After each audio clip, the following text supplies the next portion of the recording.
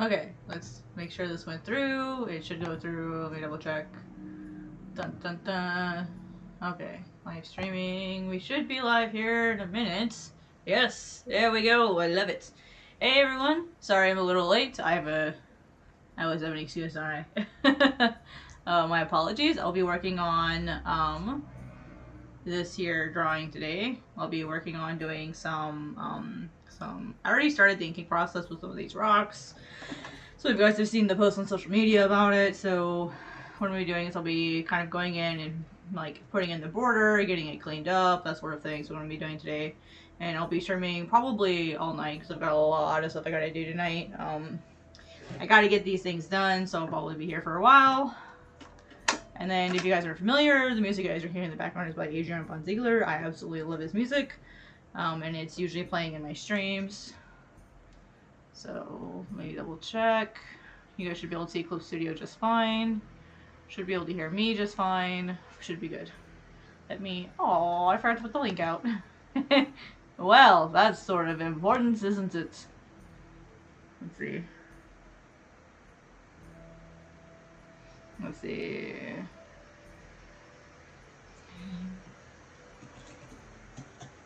Let's see. I'll be inking pages. I can't believe I forgot to shout it out or shout it out to Twitter. There we go. Shout it out to Twitter, which... Oh, why does it show the old icon? That's okay. That's weird. You're weird, Twitter. I don't know why you do that. Twitter's weird. Okay.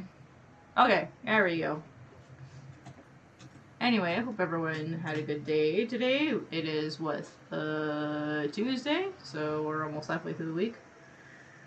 Technically, if you count Sunday, we're halfway through the week. So if you want to be one of those people, optimists. Let's see here. Sketcher it is. Well, I know my sketch layers are in here somewhere. So let me. Oh, by the way, hello, if anyone is watching this either now or after the fact, that's one of my brand new, like, 100 subscribers that's joined me within the last 48 hours. Hello. Welcome to the channel. Thank you so much. Like, YouTube's just, all of my social media has just been freaking crazy the last couple days.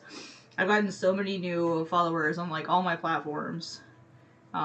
With all of the news going around about the Clip Studio seminar that I'm doing. I almost want to say I'm overwhelmed, because that's true, but I'm excited to, you know, have some cool stuff going on. Alright, so these are sketches. These circles are staying part of the line art. So they're going to get colored orange because they're line art. That's line art. That's technically line art. So that's one of the things that I've been trying to get in a really good habit of in the future. And will currently, as I do my manga work, is I try to kind of color coordinate my layers, or at least color them, so color code them, not color coordinate, color code them. Hi Elizabeth, what's up? How are you? Hi Pearl. Hey, we got all of our usuals. We've got some of our usuals here. I love seeing the usuals. Welcome back. Yeah, I'm gonna be doing some inking today. As you guys can see, I kind of already started this. I started them yesterday. And then I've got some rocks over here that I've already started. Kind of trying to get a feel for like what sort of like rocks and stuff. And then tonight I'll be trying to do like the rest of it. And then I have this border that I also gotta do. That'll be kind of fun. Yay. So that's kind of my goal tonight, is to just get my line art done. There's no reason why I shouldn't get my line art done tonight. I'm pretty good with getting line art done. But yeah, sorry I'm late. I had a medical issue pop up, so you guys are usuals. You guys usually come to my streams. You know, it's been my fault the last couple of months I've not been streaming regularly, so like you guys are my usuals. Like every time I stream, for the most part, you guys are there, or like you make an attempt. You know, if you especially because I know Pearl, I believe it's like weird hours for you.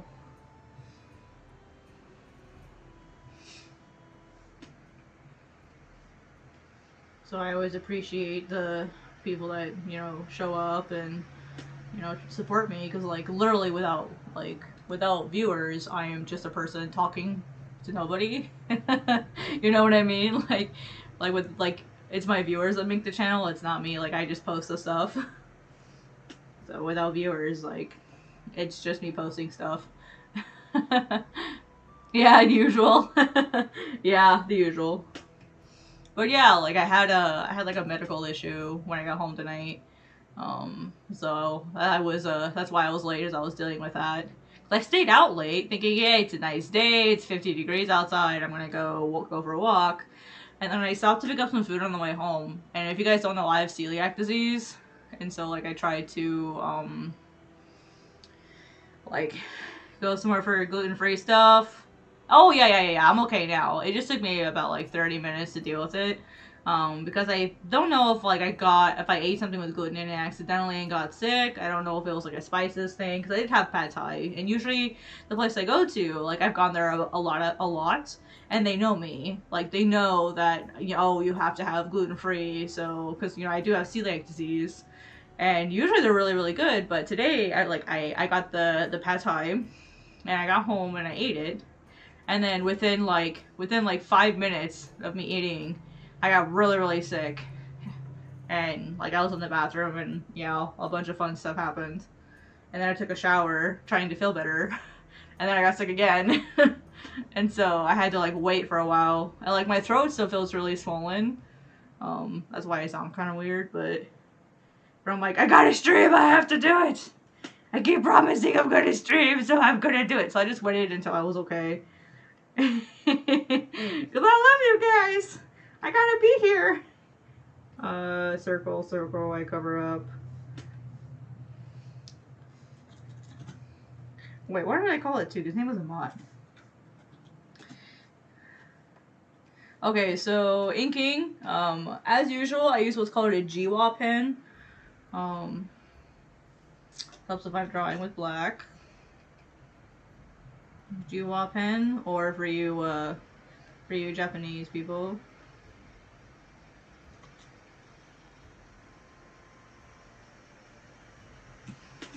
That's the name of the pen I like to use. It's actually more like a felt tip. People like mostly use it for like drawing clothes. And it's kind of like mimics like a felt tip, because it has like a weird texture to it. But I really love the feel that it gets. Like almost all my lines are done with this pen. So I just adore it.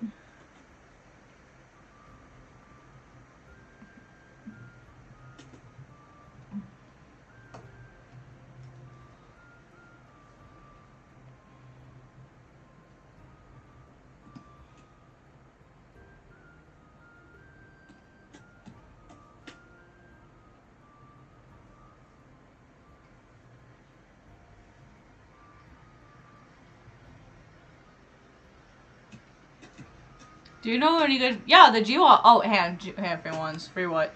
How do you record your drawing? I started posting videos and I use Mobizen. OBS. Hands down OBS. So it's called, I'll type out the name for you. So the short name is OBS, but the long name is Open Broadcaster Software. Or Open Broadcast Software, something like that. There's two versions. There's OBS, and then there's what's called Slobs, which is called Streamlabs OBS. That's the one I use.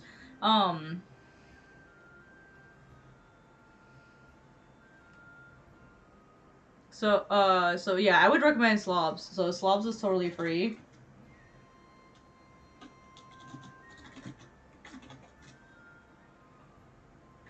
Oh, on mobile? I have no idea. I don't draw mobilely, so I can't. I have no idea. I've never drawn mobile before. Anyway, Edmund, how did I get started with digital art? So I started with digital art when I started studying animation when I was in college. Before then, I'd never really, like, done digital artwork before. But when I started studying animation, we had to both learn traditional and digital drawing.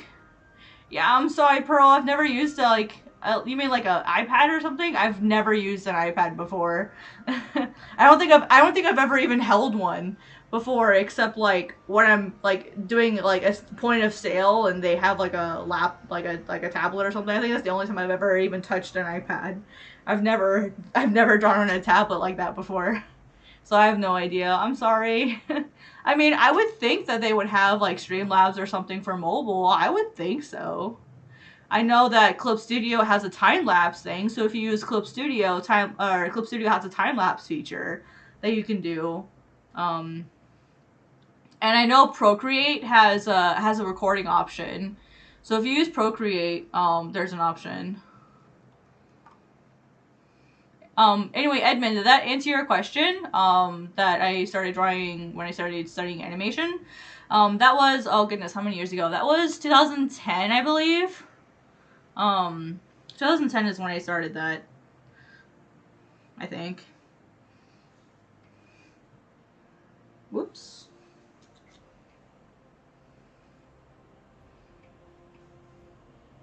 Oh.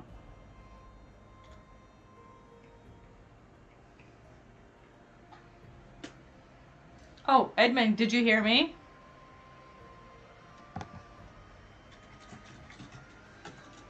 I always feel bad because, like, I never know if people can hear me.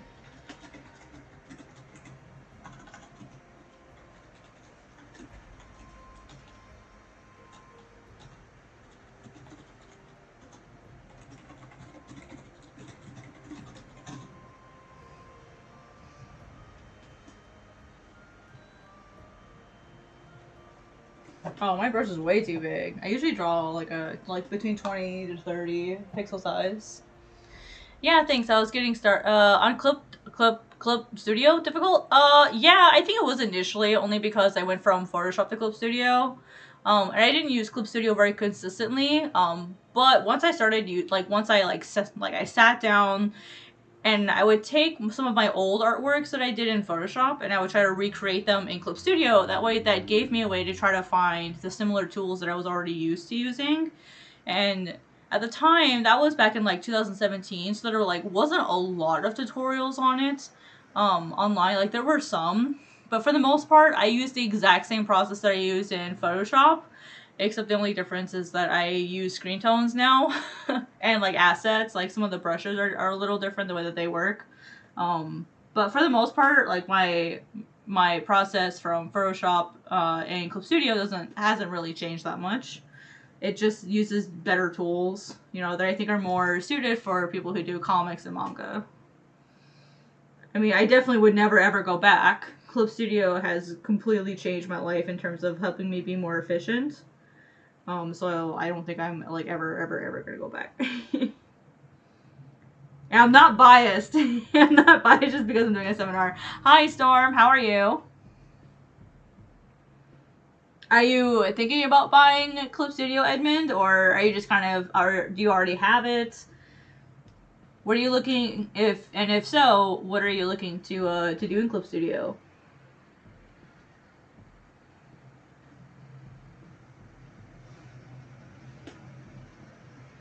You were the first like. Aw, thanks for the likes, guys. Oh my gosh. Thank you. Dude, guys, my channel has been doing so well for the last 48 hours. I am really happy right now. It's been doing really well. Like, I've gotten like 100 subscribers within like the last at least the last 48 hours. I don't even know like how many I've gotten today. I haven't even looked. Let me check. I've done so crazy. I think just yesterday we got like 100 subscribers yesterday. Yeah, I had like this, like, mysteriously one of my videos blew up yesterday. And I'm like, what happened? Who shared it? Where is this all coming from? Oh, it'll be on Social Blade. Because that update's live. Let me see. Ah, it kicks me out. Ah, why did you log me out, Social Blade? Why do you do this to me?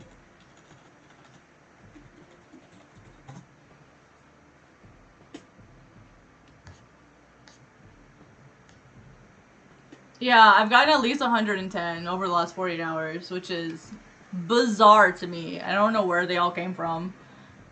I I don't know if it's just like, yeah, I got lucky. Which is cool. Like, I'm hoping I can keep that going. Yeah, I already own it, and I want to get started in drawing anime and manga. Well, hey, Clip Studio is the right software for you, man. Clip Studio is the place to be. Because, I'm not sure if you know, but Clip Studio used to be Manga Studio. And so it's the same software, it's just a different name, and obviously it's been upgraded a lot. And I think it really just depends on, like, what you want to do with it. So, are you aware of the, like, some of the unique tools that Clip Studio has, like its screen tone tool, its story feature, blah blah blah. Are you aware of a lot of those tools? And which version of Clip Studio do you have? I'm always kind of curious to see like which version people have.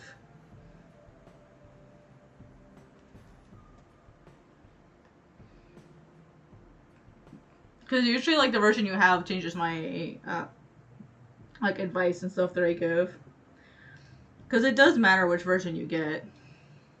For most people it may not matter, but if you're wanting to do comics and manga, like having one version over another can make a big deal. Hey, Jimby, you made it! Hello! Hi, Miso, I see you there. What are you doing, Miso? Nani? Nani o shimasu ka? What you doing? Booger? She's like, can I sit in your lap, mama? No. You can sit on my legs, but you can't have my lap. Hang on, guys. Let me get my cat comfortable. Let me do it for you, because the last time you tried to do this, Miso, you tore up my leg, and I still have 3 humongous scratch marks from you. So let me help you. There you go.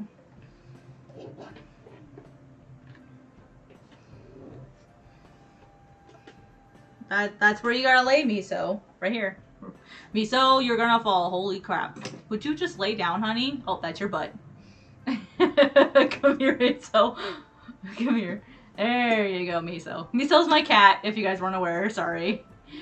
An art account? I think they mean, like, do you have, like, a place where you post your artwork, or do you have, like, anything like that? I think that's what they're asking for. That's enough, Miso. That's close enough.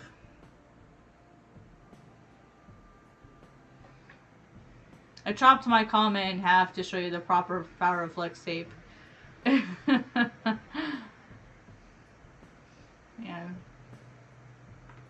Oh, hi, I'm happy that you're here. Just like that. That's what it sounds like.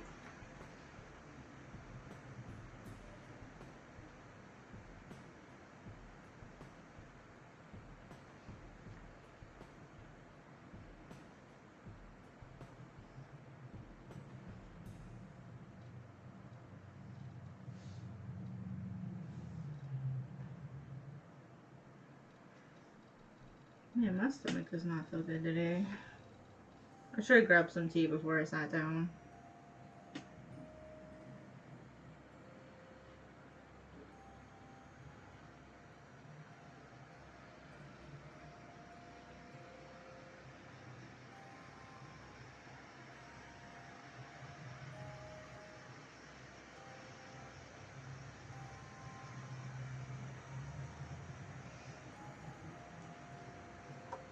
Miso, you need to settle down, hon.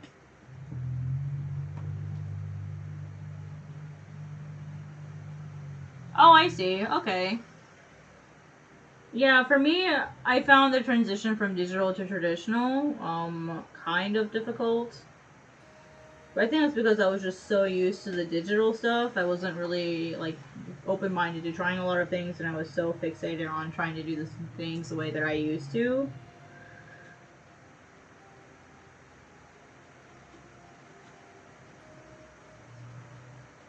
Yeah, you have Pro? So having Pro, I think, is the least helpful version personally. If you're trying to make like a story, but if you're just doing like single illustration artwork, then I think Pro works just fine.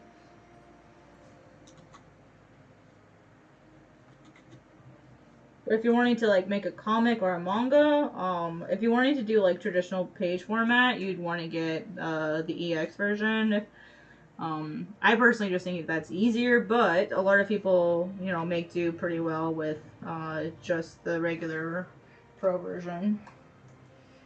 I just like all the features that EX has to make like the actual like story process easier.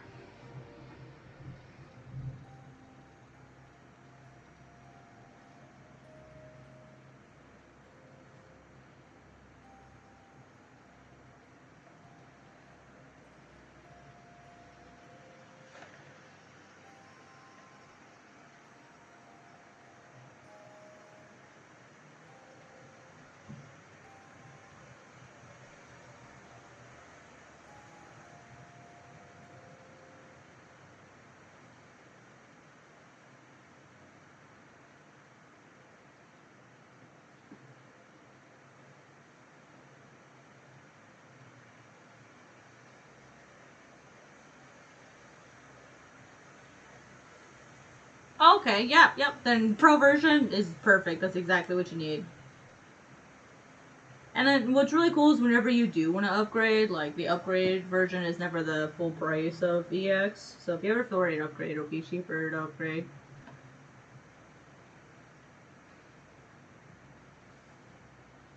When I switched to digital, it was like I was trying to learn it all over again. I mean, I guess it kind of depends. I feel like traditional skills transfer over pretty well to digital, and I feel like it's not the same for the opposite, because when you're working digitally, like, you have your effects, you have really bright colors, especially, like, because you have RGB versus CMYK, or even traditional, which is a lot harder to, like, get really bright colors. I found it really hard to transition from digital back to traditional when I made that transition for a little bit.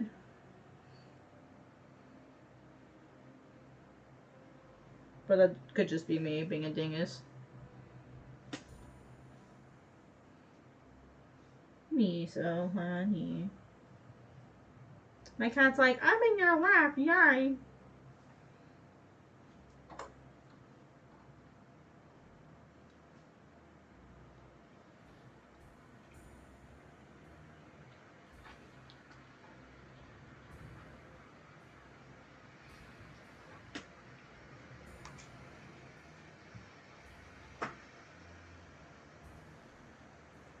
Let's see.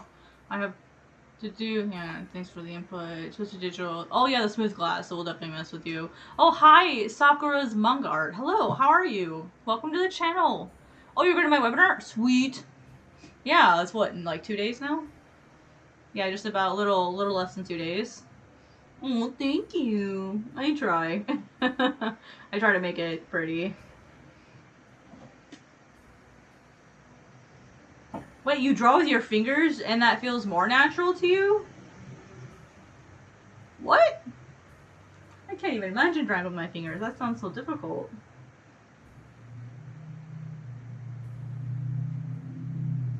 I feel like drawing with a pen is just way more natural, but I definitely admire if you feel like painting with your fingers.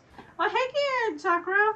I love welcoming people. Like, that's what streams are for, man. They're for, sorry, I use man and dude, like, gender neutral, so if that offends anyone, let me know. Because I'm just used to doing it neutrally. But yeah, welcome to the channel. I'm always happy to, like, have people here and, you know, greet them and say hi, so that's what I do. I love streams. They're so much fun.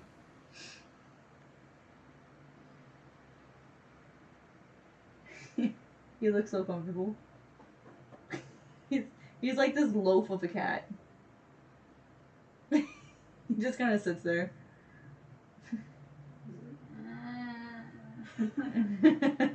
He's so big. Like, I showed a photo of him to one of my friends, and they're like, "Oh my gosh, your cat is so huge." He's a big boy. He's all big boy. It's just funny. He's bigger than the cat we think is part Maine. Just funny. How did he get so big? He just got lucky, I guess. His mama raised this boy right. Right. Lots of milk. Feed your boy lots of foods. And he's just fat. Yeah, he does. He's quite. He's got a little pocket. He's quite a hefty boy. So I'm talking about my roommate about her cat. I tried a no screen tablet, but I hated it. I do pen and finger if pen is low on battery. I would rather draw with my fingers on the screen. Huh? Yeah, I can see that. I guess if you're like if the screen is too smooth for you, I don't really have that issue. I did have an issue when I was trying to draw on the XP pen surface. It was like too smooth for me. So I guess I can understand that. And Sakura said, I have Manga Clip Studio Paint, or Clip Studio Paint on mobile device, but I have absolutely no clue how to use it. Yeah, it can be a little bit of a shock at first if you're not used to software like that, because it just has like so many small features that can just make your life easier. So basically the premise of the software, well, wait, which version do you have? Because if you let me know which version you have, that'll make it a lot easier so I don't tell you about stuff that you don't have. Because I use EX version, but I know that on mobile, like there's like they still have like EX and then Pro. And knowing which version you have always kind of helps me help people, you know.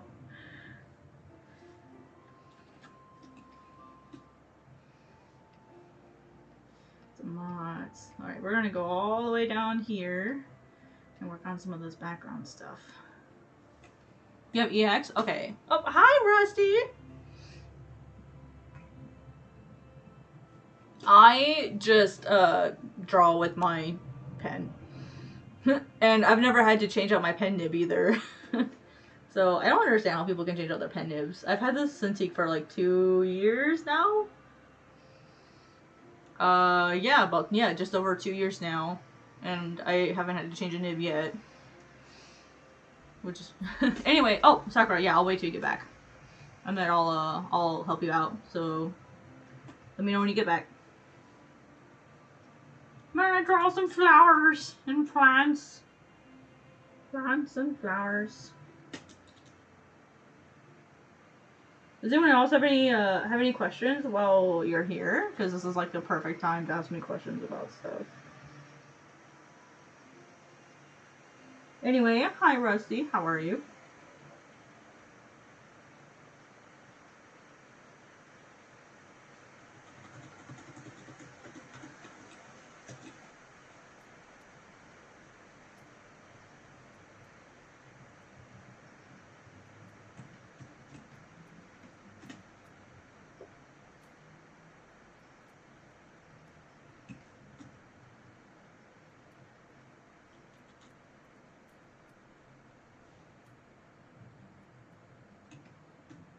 Flower? Sort of. I mean, it depends on the flower. So there's different types of flowers. There's dicot flowers, and there's monocot flowers. And then there's flowers with, like, lots of stamen, and flowers without a lot of stamen. You know, like, there's just all different kinds of flowers. But for the most part, most flowers have 3 parts. They have, like, the parts at the top, you know, that, you know, come out like this. And then they have, like, what are called sepals. So they have, like the term is ovary, which is the center part in here, and then they have sepals, which are what cover the flower. So like here's the what people call the head of the flower, and then they have like these sepals that come over it before it's open, and then as the flower opens, the sepals kind of come back. So I mean, when you look at a rose, you know, you guys, you know, like here's your rose, and then you see these little things kind of on the side. Those are the sepals. And then right here would be like where the ovary or reproductive parts of the flower are. And then you have the stem that goes down. So that's basically like the main parts of the flower. Basically you have the top part, so the top part, this middle part, and then the stem. Like once you learn like the basic anatomy of a flower, and then no matter what flower you're looking at, they all have those parts. And so it's just learning how every flower is kind of individual. It's just like drawing people are drawing like animals, like all animals and people have the same basic parts. It's just each one is a different shape depending on like what species you're drawing. It's the same thing with drawing flowers. How do you brainstorm ideas for manga? Oh, that's a fun one. So the main thing that I love to do is so this is gonna sound really, really silly. I love to just use like random word generators and like try to make short stories. Because I'm like, and that's if I'm trying to do like small stuff. If I'm trying to do like a longer series, I usually try to think of like what message I want to get across first. You know, determine like what genre it's gonna be, like what, like is it gonna be supernatural? Is it gonna like who's the audience is? So like I'll think of like what the genre is, you know, what age group I want, because you wouldn't write a story for 5-year-olds that you write for like, you know, like mature adult horror stuff. You know, like you wouldn't show Junji Ito to 5-year-olds. I would hope not. At least I would hope you don't. Welcome back, Sakura. Hi, Koara.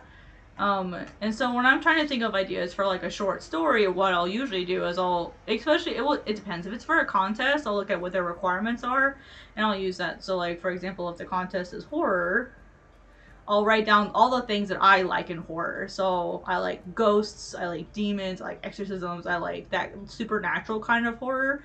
And so I'll just like write down all the things that I really love about that particular genre. And then I'll write out like some of my favorite stories. Like, what are my favorite stories? You know, well, like I love The Exorcism. It's one of my favorite stories. I really love looking at like supernatural mythology stuff. So then, if I wanted to make a manga story that fit this genre, or this idea that I already have, what I'd probably do is I'd probably go for like a ghost story, or like my own version of a ghost story, or look up a monster that already exists and write a story about that particular monster. So that's just an example of how I would get started. And then from there, it kind of depends. If it's like a long-term story, you definitely want to do like your plot first, like figure out, you know, like what you want, like your beginning, your middle, your end. If you're doing like traditional manga writing style, you have what's called Kisholten kits. Kisholten kits. Which is like Kisholten kits. It's basically like your 4-part like writing method that you have in manga, and I'll be talking about that more in the seminar, so I'm not gonna get too deep into it here. But that's, you know, that's sort of like their like writing format, like their writing style. And what's really neat about it is for Kishoten kits in a lot of manga, you don't have to have like a specific conflict. You know, especially like the old stories, they didn't really have a conflict. It was like this happened and this happened and this happened, and that was it. Like there was no conflict. It was just this is what happened. That's the story. You know, we wouldn't consider it like it's crazy amazing writing nowadays, but that's a thing. So, okay, let me catch up on the chat, guys. One sec. Drawing plants again? Yes, Dustin. I'm sorry. I'm always drawing plants. I'm constantly brainstorming because of maladaptive daydreaming. Well, I mean, if you want to control like what you're writing on, you're gonna have to figure out a way to control yourself and write stuff down like not ever like the main methods that we all think of to control our writing and to control our thought process isn't like it doesn't work for everybody. Like I work in a really bizarre way. Like I have like when I do my manga writing, I actually write out a script in paragraph form. So I have my script here, then I have page 1 blah blah blah, page 2 blah blah blah, page 3 blah blah blah, blah, like 4 blah blah blah. Like I break them apart so that I know what 2 pages are going to go together when I do a spread. But before I even get to this point, it's literally just paragraphs, and I'll write out the whole volume without any paragraphs that are like without any page numbers at all. I literally would just write out the whole thing, and then after that point, then I'll go in and then I'll break it apart. So like maybe this is page 1, maybe all of these 3 are page 2. Like I'll actually write the whole thing and then like break it down, break it down, break it down, break it down. And that's what works for me. And then what's really funny is after this part, I go straight to storyboarding. When I do my storyboarding, and I got this from when I studied animation, I'll do like, I just draw boxes. I don't even draw pages. Like I'll just draw different boxes of the different events. Sort of like, I basically storyboard the manga first. And then from there, then I break it down into pages so that I know, okay, here's what happens. Here's the visuals that I want. Now I can, based on the visuals that I want, the angles that I want, I can figure out how I want them to go on the page so that, and I've been told this, I've been told this so many times, I have almost like a cinematic, like animation sort of like way of storytelling, even in my manga. I've heard that a lot, even from an editor that I recently had look at my work. You know, like a lot of people say this, it reminds them of animation and movies, and I'm like, oh, well, thank you, because I studied animation first. Oh, anyway, so Sakura's comment. I have a sort of book series I want to convert into one manga because I don't write enough for each book, so I figured just be a chapter for the books I have, and I have 5 so far. I figure I'll add 2 to 3 more chapters, and then try to do the drawings and start planning out more how it would change for the manga. So my question is it more like an anthology series where there are different stories? Or is it like, are they all the same story but different books? And you're like looking to like condense them into a manga. So which one is it? Because anthology series are freaking awesome. I love anthologies. Sorry guys, I got distracted talking. That happens a lot. I love to like give people time when they come to my streams, you know, so that I can answer their questions. So if I ever stop talking for a while, I apologize. I mean, literally the channel is to help people, so it's all the same story but different parts. Okay, but it's all in like the order that you would normally. Yeah, I know, Justin Squirrel. Squirrel. It's all the same story but different parts. I mean, you could. The thing is it's not as easy to condense a manga, from like basically what you have is a novel and you're turning into a manga. It's not as easy to condense it as you think it is, mainly because a lot of the things that you write, you won't be able to necessarily show every action. I mean, you can, but it's not going to be that easy. So I guess the question is, how long do you expect your manga series to be? You know, because depending on the way that you write, yeah. So depending on the way, like, also in so you have Kishoten kits that I told you guys about earlier, right? So we have Kishoten kits, which is the writing method, and then you have what's called Komowari, which again I'll be talking about later. You have Komowari, which is basically the paneling method, and what this basically says is you have what are called rough pages, and then you have dense pages. So basically, you have 3 sections in one chapter. So this is one chapter, okay? One chapter. And then you also do this for the whole volume, right? So you have one chapter. The first 2 to 5 pages are rough pages, which means these are going to have maybe like 1 to 4 panels per page. And it's like a slow start to the chapter, building up to it, right? And then you have like 15, like 12 to 15 pages, which are called dense pages. So this is like your action, go, go, go, go, go. Like, that's the kind of stuff. Oh, weird timing, sorry. Thanks for coming, Pearl. I really appreciate it. It's awesome like that you seem to come to almost all my streams. So thanks for being a regular. I really appreciate it. Thank you. The music stopped. My squirrel moment hit again.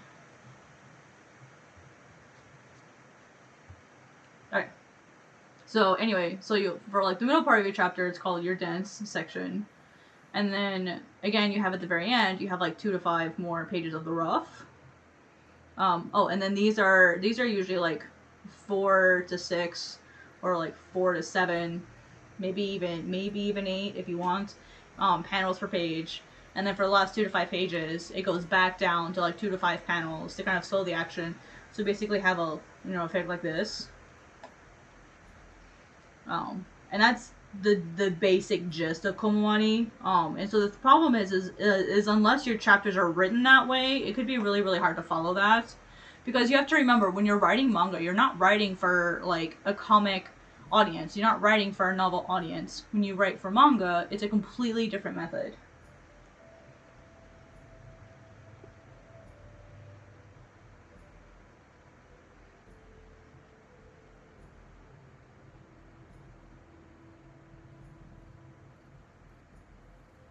In a sense that you can understand. It's converted from writing to drawing. I mean, like that would be really, really easy for me to convert into a drawing. So I don't think that would be hard. Again, you have to think about when you're writing for manga, you have to write and script completely differently than you would for a volume. It's not the same process because, say like, for a volume, for a novel, there's no real there's no real visuals. And when you're writing for visual stuff, you have to keep in mind that it's a visual form. And you have a certain language, certain visual grammar that you have to include when you're doing a visual format to keep it interesting, to make it understandable. You've got the cycle, it's one thing to write, to be able just to read, because people can kind of fill in the visuals themselves. But when you're doing something that's a visual narrative or a story that's in picture form, or any sort of visual form, be it dance, movies, animation, games, even whatever. It's all called visual narrative. When you're doing that, if you've got it's a whole different process. Trying to figure that out. So you may have to do some rewriting, you may have to rewrite it in order to fit the visual narrative format, or just to make it easier to translate, I think. So, first off, yes, it's most definitely possible you can do that. Second, I think you're gonna have to do some rescripting and understand, because one chapter, can't spell today, is usually like 15 to like 28 pages tops. Like your chapters can, like actual manga chapters can vary anywhere from 30 to 15 to 30 pages. I usually keep my pages between 18 and 26, so, or 25. You know, like I try to not go over 26 pages, and 826 because it's an even number. So you know that's your typical chapters. And so what I see a lot of people who do manga do is they're like, I'm gonna make my pages like 32 chapters, or I'm gonna make my pages like 46 chapters, and it's like, that's fine, but that's a little more indie format, or like, because you have to convert it smoothly so it doesn't look like you basically copy and pasted the text. Oh yeah, for sure, yeah. Well, it's not even just that, it's like the actual actions themselves. You know, like sometimes it won't change. That's why a lot of times when you go from a manga to an anime, certain actions or certain gestures or certain dialogue will change just to make it more translatable, I guess. You know. So I'll show. So you have. I'm sorry. Which you said you had EX. So basically, with Clip Studio, the main thing that'll end up being your friend is the story tool.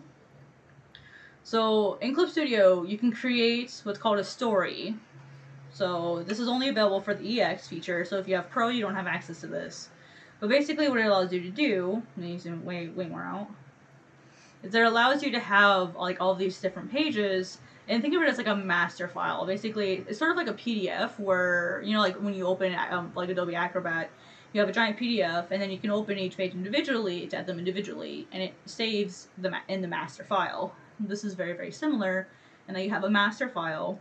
And you can see here how, see, this is 1 and 2, and then over here it says 1 out of 23 and 2 out of 23. Oh, you guys can't see that, but up here it does. So what I can do is I can actually open that, and that's what I have open here. Let me hide some of this stuff to actually show you guys. So this is actually pages 1 and 2. I've already got my chapter cover, which I need to change my font, just fine. But so ignore this font. I'm sorry.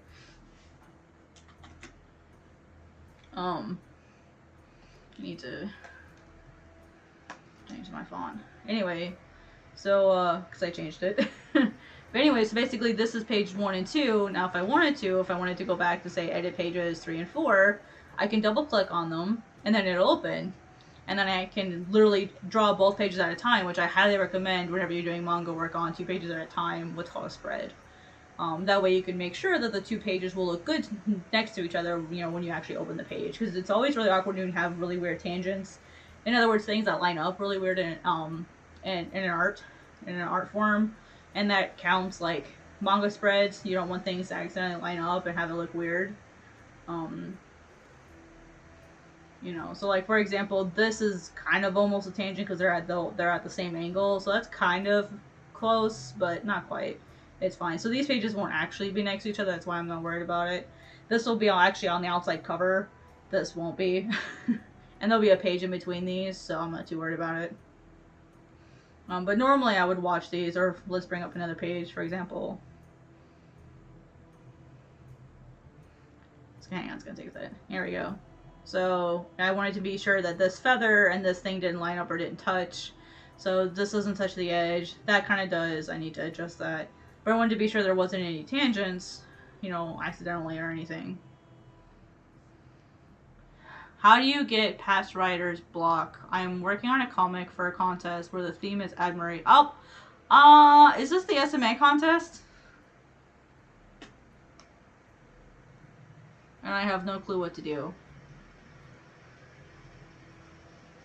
Well, I guess my question is, like, why are you writing for the contest? Like, it's like, how long is it? Is it like a short story? Because if it's SMA, I know it's a short story.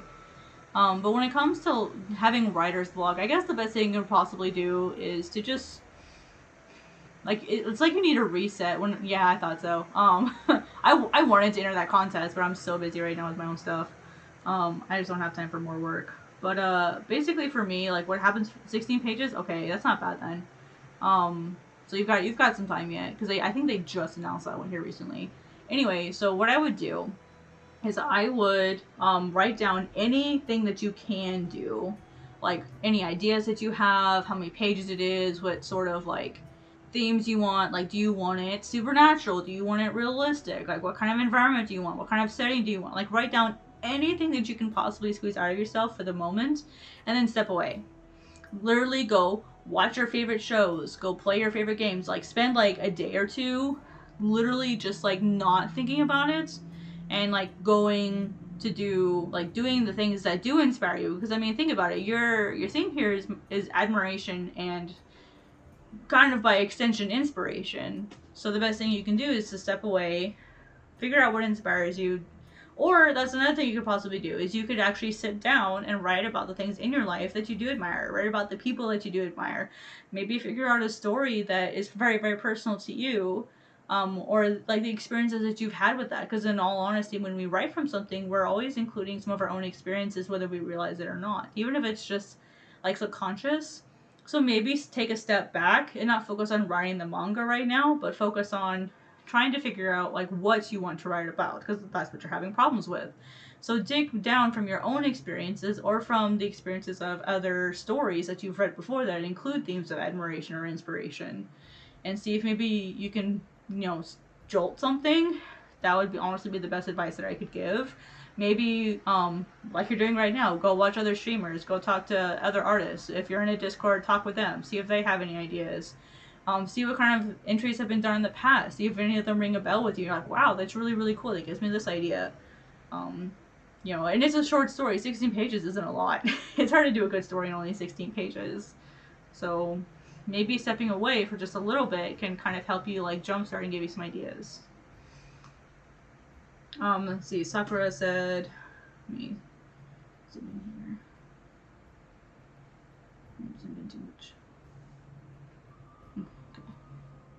I'm also going to start working on a manga with a team of a few friends, and that like digital manga, and it's a magical girl manga, but I don't want to be stereotypical and basic cliche. Unfortunately, that genre is like a dead horse that's been beaten to death.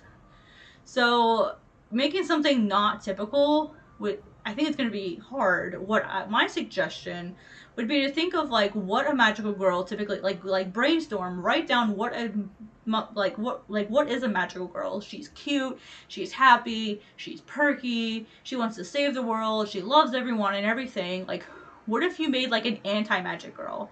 Like, she's a magical girl, but what if she's the magical girl of like, say, something that's not considered happy and perky and magical? Like, what if she's like the magical girl of something like really grim or really sad? Or like, what if she's like this like magical girl that's just really creepy? You know what I mean? Like, that might be kind of fun. Or like, yeah, yeah. Or like, what if she's like this magical girl of like potatoes? Like, just something like really obscure, and she like is struggling with this concept that she's like not the magical girl that she wanted to be, or she just is either that or she's like completely into the type of magical girl that she is, and she's like utterly serious about it.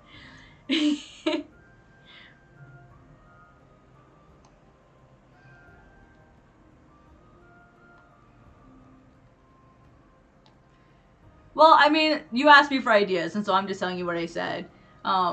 Like that would be like if I were to approach a magical girl story, that's definitely what I would do.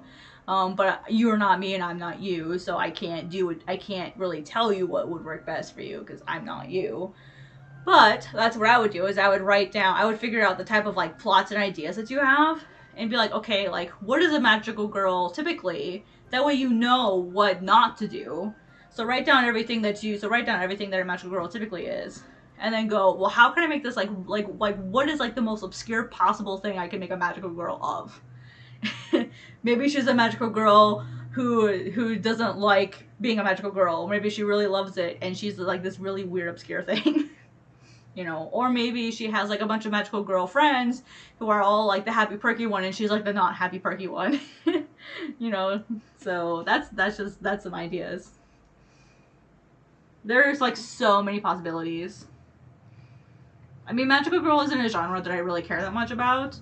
So I don't know a lot about it. Now I did watch Sailor Moon, and Sailor Moon Crystal, so I know about it. But that's not really a genre that I know a lot about. But that would be my suggestion. Is to just like take it and like go like 5 miles with it, like go push it to like as far and extreme as you can. Because that's how you make something unique, is you take something that people already know really well and they put a twist on it. That's literally like a core value of writing, especially a thing that's already been done, is you take something and you put this like big naughty twist in it and you're like, this is completely different, but it's completely the same, but it's completely different. I mean, look at Romeo and Juliet. They made it with them with like they made it with vampires, they made it with zombies, they made it with werewolves. Like, they took this story and they put twists on it. Dude, and look how popular the Romeo and Juliet like vampire series did. Twilight, basically. Like, it did really freaking well. The zombie one, which I forget what it was called, but there was like a zombie version too. Like, you know.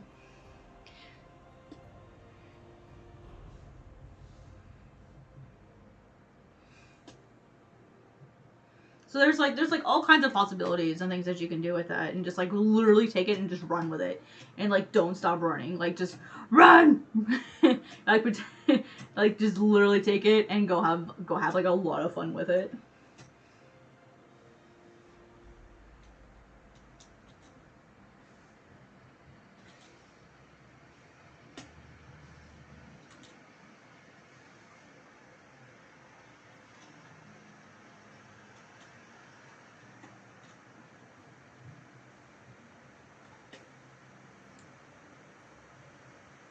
Yeah, I don't like the Tsunade character, like the, I don't really don't like, oh, not Tsunade, Tsundere, I really don't like the Tsundere characters.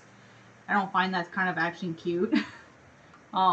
It's usually kind of aggressive and really mean, and I don't like that kind of character. But I understand the appeal to that kind of character. It's just not a character the type that I personally care about. I don't know, I almost consider it almost abusive. And that's not a healthy relationship. Personally. But I can see the humor in it if it's done appropriately.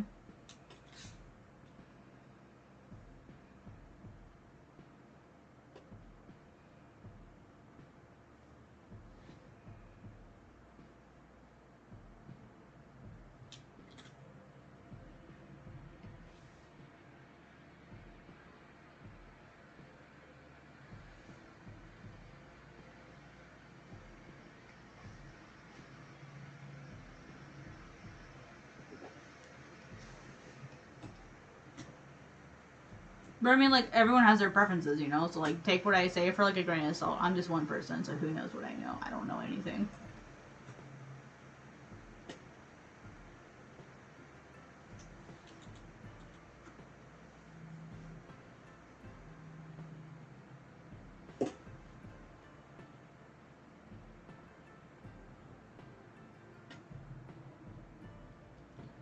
Let me grab up my reference really quick.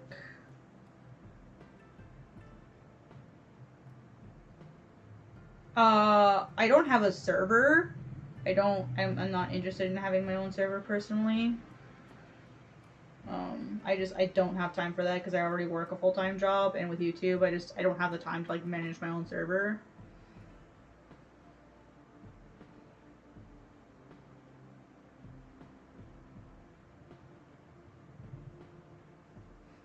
If you have me on Twitter, shoot me a message and I can message you there. I don't really like giving out my Discord publicly for everyone because it's like my private account. So if you have me on Twitter, then you can message me privately. If you don't have me on Twitter, let me see, let me give you my Twitter.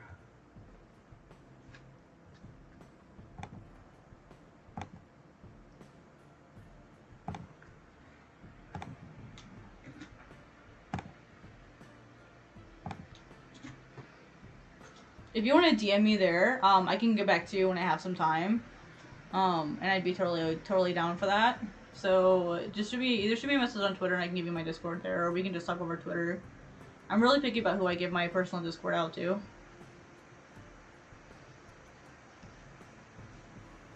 Okay, hang on. Let me get a my reference up here.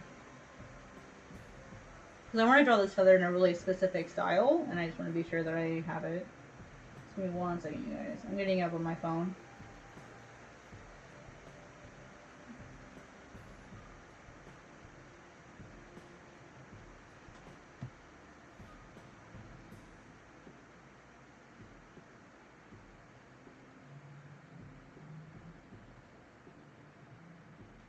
Yeah, and the other thing is, I do work a day job during the day where I'm not accessible on my phone.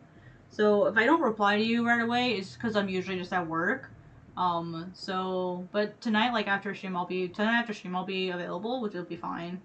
But just during the day, I can be a little spacey because I can get it like written up for being on my phone at work. So I usually don't use it too much when I'm at work, unless I'm on my breaks or something. I'm not that cool of a YouTuber yet where I can literally make my living just being on YouTube all the time. I'm not that cool yet. Someday I'll be a pro YouTuber. Someday. It'll be great, you guys. Any more questions? That was fun. That was busy for a while. I like that.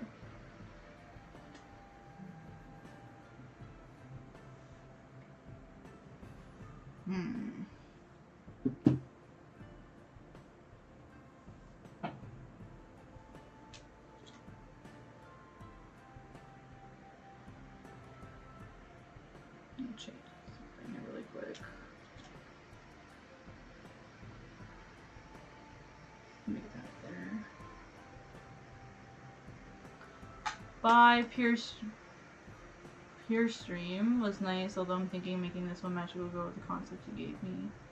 It's a whitewashed Sailor Moon. Well, I don't really like the whole whitewash thing.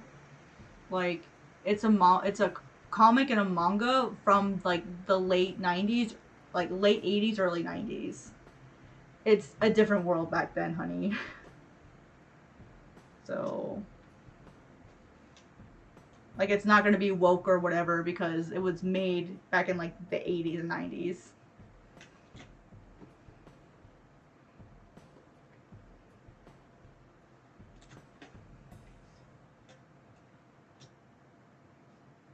It's really not fair to judge something that was made like 40 years ago by today's standards.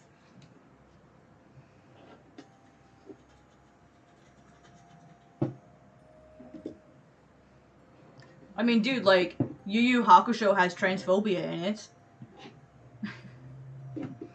So, like, and like that stuff, like, Yu Yu Hakusho would not fly today. But it's just one of those series that it's like, well, that's a thing that was in there because that was an acceptable way to talk about people back then, which is horrifying on one hand. But it's like, can't change it now. Like, you can't go back in time and take that stuff out of it. Which is why, like, yeah, there's an episode in Yu Yu Hakusho where Yusuke is fighting a woman, and he like picks this woman up and he throws her, and then he says, "You're a man, like you still have the family jewels, blah blah blah blah," and he like starts like slamming into this person about like how disgusting are because they're trans, and I'm like, oh my gosh, this would never fly today. It was shocking. I was like, I don't know if I feel comfortable watching this episode anymore, so I just skipped it. Because it's like he was mean. But it's like, it was a different world back then. Which just doesn't make it okay at all. It's like, it was made for everybody, you can't change it. But yeah, like, Sailor Moon is that old, you guys. Yeah, isn't it crazy to think about how some of that stuff is that old now? Oof.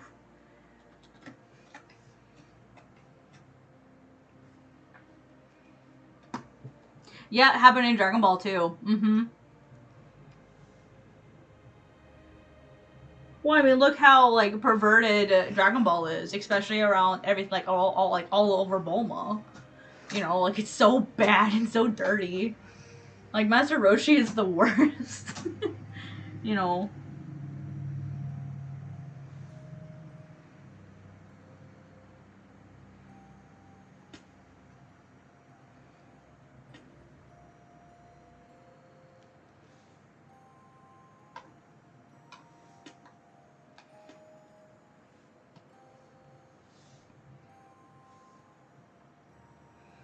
But yeah, like that doesn't make that stuff okay, but there's like nothing we can do about it.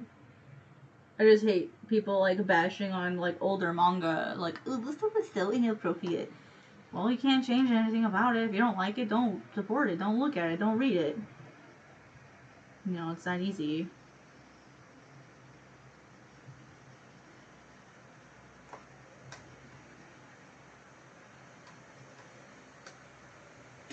Oh yeah, Rent a Girlfriend is pretty bad. But I mean, like, there's a lot of manga that are like that. That are, like, made for fan service. Okay, look at Kill la Kill. Look at, oh, what's that Darling one or whatever? Like, there are so many manga out there, like, made for fan service. But that's, like, a thing. Like, that's a genre. That, I hate to put it, I hate to call it a genre, because I don't feel like it deserves to be called that, but that's a thing.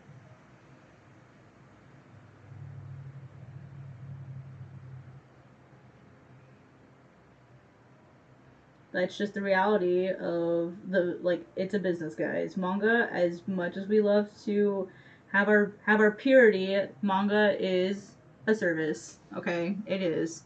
It's entertainment. It's something that we do for fun. Like, that's just the reality of the situation. No matter how pure we want our art form to be, it's not pure at all. It's ultimately a business.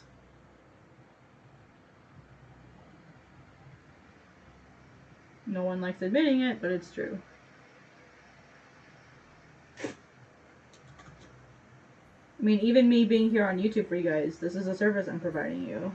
If we want to be completely truthful, you know, I don't think of it that way. I do think of it that way. I think it's me offering you something, but I get something back out of it. I get to have fun. I get to meet people. You know, I get support. It's a mutual benefit.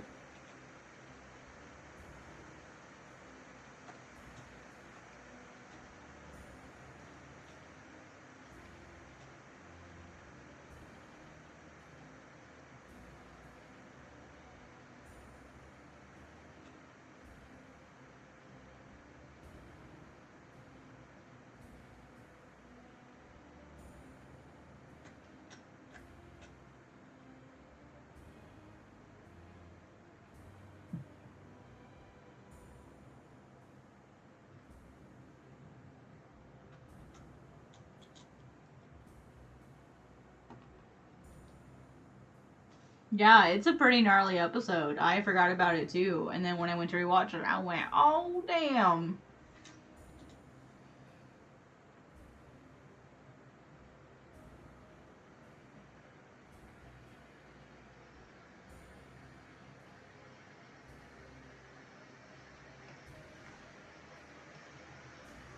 Yeah, I honestly I didn't even remember it when I went to when I watched it again and then I saw that episode. I was like, I don't remember this part in the manga. I mean, is it in the manga? I don't remember.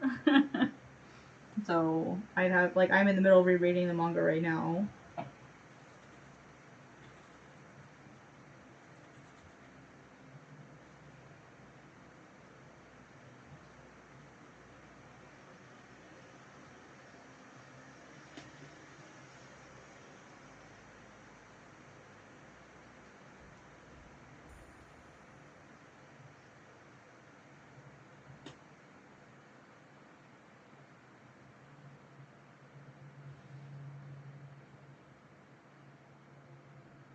Making Setsunabi. She's the main character of my novel. Hey, if you want to draw, go for it. Honestly, I enjoy Rent a Girlfriend as an anime, but there's too much fan service. I didn't enjoy it. It's not my thing. But hey, different strokes for different folks, you know? And I try not to judge too much on what other people enjoy.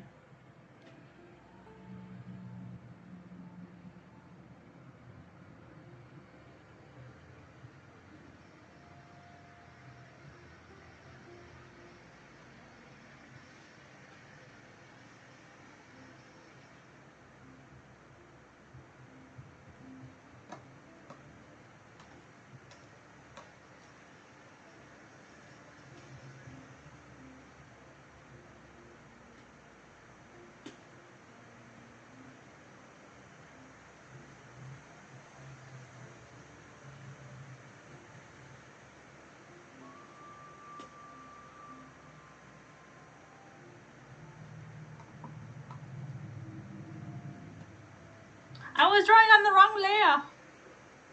And when that happens.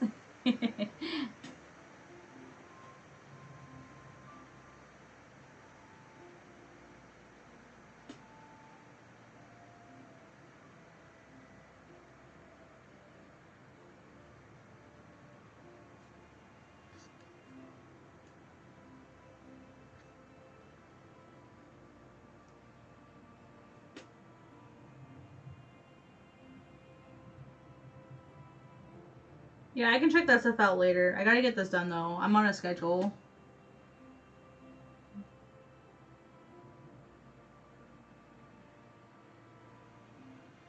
But yeah, if anyone else wants to go check, you know, feel free.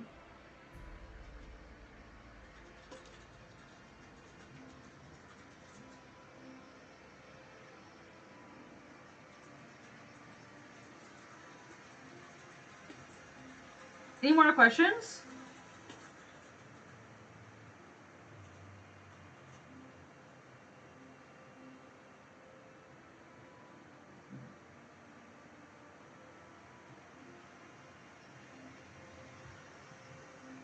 Oops.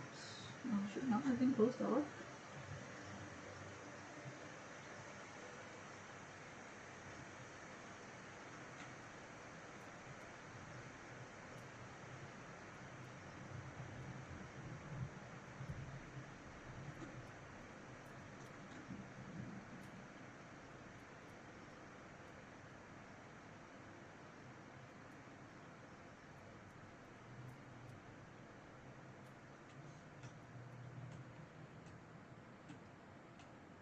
Oh yeah, I have I've got about 60 pages I have to draw in like the next 3 months. I mean, and I have a day job, so like I only get like 4 or 5 hours a day after work to work on my stuff. So, yeah, I'm pretty busy.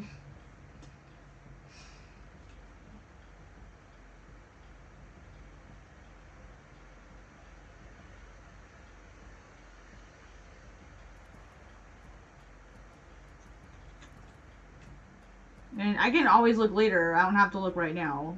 You know, I'm kind of busy right now. But yeah, I can always check later. That's why I told you just DM me and we can chat later. I'm always going to chat later, like after streams and stuff.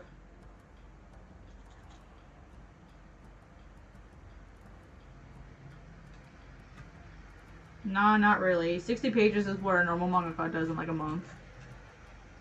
So, you know, that's, you know, so I'm on a really, really slow schedule in reference to like what an actual mangaka does.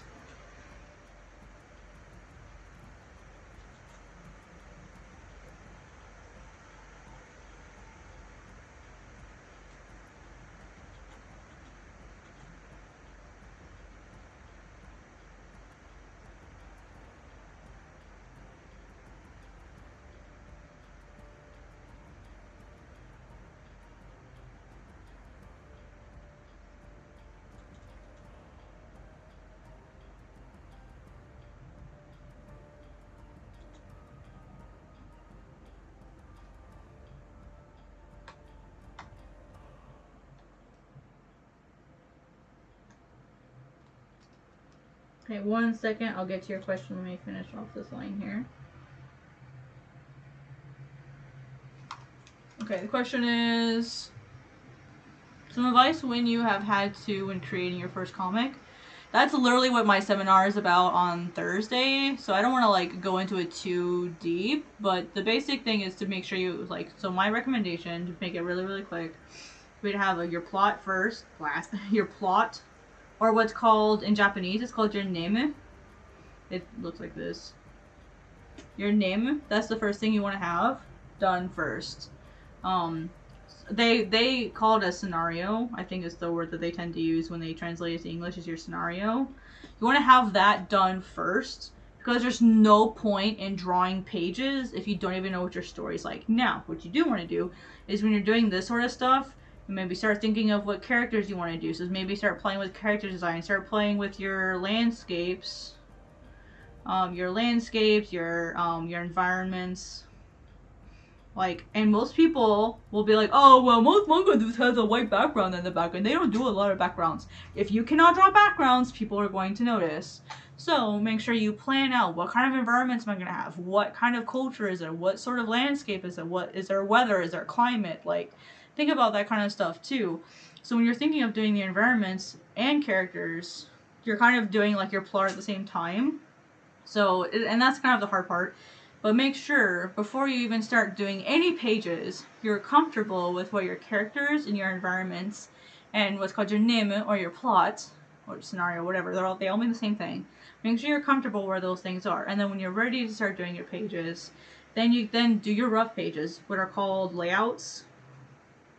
They're called layouts or roughs.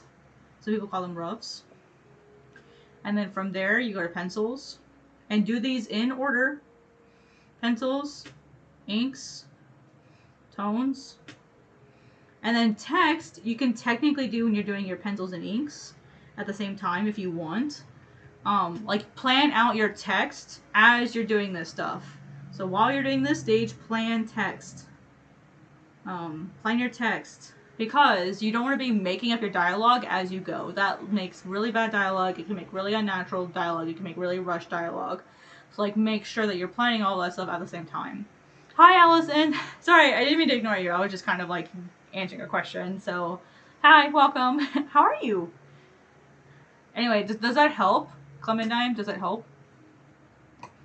And so, like, I know people get really, really excited to, like, make pages, but it will really, really benefit you to make sure you're well planned. And the other thing that you want to think about is, like, where you want to post it, which is something I'm going to be talking about in the seminar on Thursday. Is it's like where do you want to post it? Are you doing it, so, like, if you're posting on Webtoons, for example, Webtoons, spelled Webtoons wrong, or Tapastic, if that's where you want to post it, you want to be able to have a vertical comic, most likely. Like, Tapastic can do technically traditional format, but you want to be... Oh, I love alcohol markers, especially the Copic ones. I have so many of those. I love alcohol markers. Anyway, so if you're thinking about doing Webtoons or Tapastic, you want to have this format, which is vertical, and so you got to think about, like, how does vertical format work? Like, how does it work? And the answer is basically, like, the longer the space in between, the longer it takes to read it, which means the slower the action's going to seem. If you want action to go really, really oops. Where's my... If you want action to go really, really fast, keep them really, really close together. You know, like, that'll be shorter, so that'll make the action seem quicker. If you're doing, like, traditional page format, then you gotta think about, okay, well, what places accept traditional page format? What places make that easy to read? For me, the main two for normal page format would be Global Comics and Metabang. Metabang's pretty decent about page formats. They have a pretty good, like, mobile and desktop reader for page format. And then Global Comics is really neat in the fact that, so say you've got your traditional page. So here's 1, 2, 3, and 4. What you can do on Global Comics is you can create, like, a frame. It's, like, interactive. It's built into the UI of the website. You can, like, create a frame. So, like, here's frame 1, here's frame 2, here's frame 3, and here's frame 4. So that as you read and, like, you hit your arrow buttons, it'll go from 1, 2, 3, 4 in the order that you put them in. So it makes it so that you can still upload your traditional page format, but still have it read panel by panel by panel by panel, and not worry about having to make a second version. Plus, with Global Comics, it has, like, all of the different formats on the location, so it doesn't favor one over the other, which is really cool. So that would be my suggestion as far as, like, getting started, is think about, like, where you want to be able to post it. Also, where you want to be able to post it, does it have a bias against certain genres? Like, for example, I'm gonna say it, Tapastic heavily favors boys love and romance in general, any sort of LGBTQ romance, because they were one of the first websites that opened and allowed that kind of format, and so that kind of, or that sort of genre. And Webtoons was known for being sort of, like, anti-LGBTQ for a while. It just sort of, like, had, like, that weird reputation, and so a lot of those people went to Tapastic, and so Tapastic had, like, this really, really huge, like, conglomerate of, like, especially LGBTQ romance comics, and so that has a really, really large bias towards that, just romance in general, as well as fantasy. But say you go to Webtoons, and it's, like, mostly color, just like Tapastic, mostly vertical, just like Tapastic. But, and well, it also favors romance, but it also tends to favor like high fantasy, like high action, like it has like certain biases that it usually tends to prefer. If you do black and white, or you're more likely to struggle on webtoons than you are on Tapastic. So like you need to think about, and again, I'll talk about that stuff in my seminar on Thursday. I'll kind of go into more detail. But that sort of stuff you have to think about when making your comic. A lot of people just go, what story do I want to make? What do I want it to look like? Let's do it. You know, like that's all they do. That's like the furthest they go. And if you really, really want your comic to succeed, you need to start and think about it from a marketing standpoint. Like, how am I going to market this? You can't just make it and hope for the best. That's not how it works. You know. You saw some today and almost bought them. Oh, I know! It's so hard to, like, not buy more Copics when I go to the store. Especially when they're colors I don't have. Or colors that I'm low on and I'm like, I want to buy more! And it's like, no, just buy the refills. You don't need more markers. But what if I run out of a color and I need more? And I don't have time to wait. You know, like my brain does that. The music stopped. Yeah, I feel that. On a personal level, I feel that.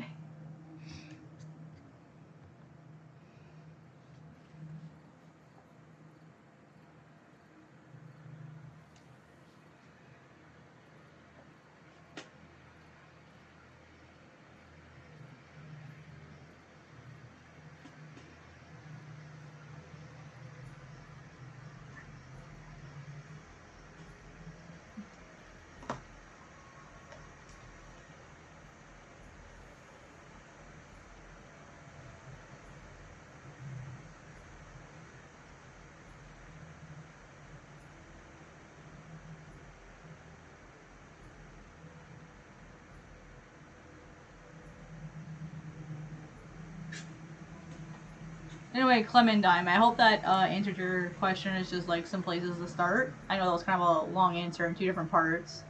So I hope that was helpful for you.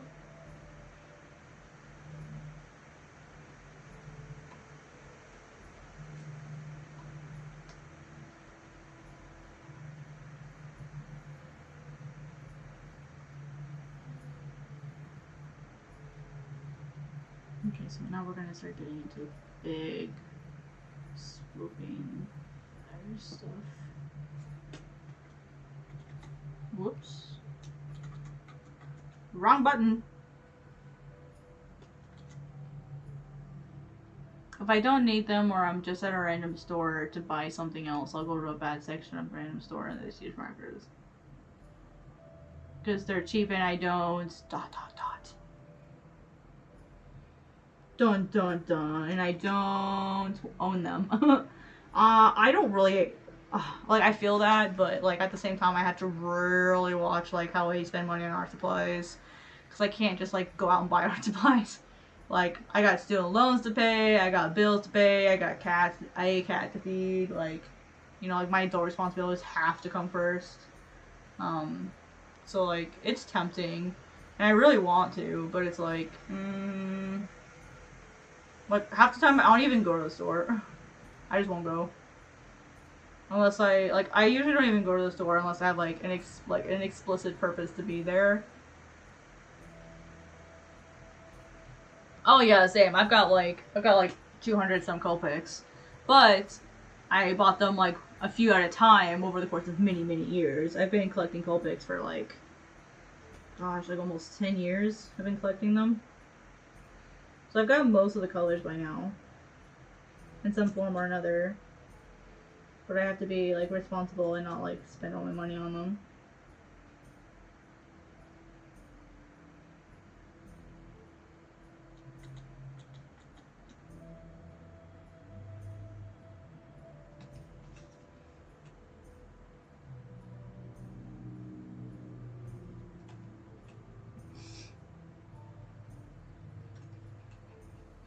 But man, it is, yeah, it's tempting on some days, isn't it?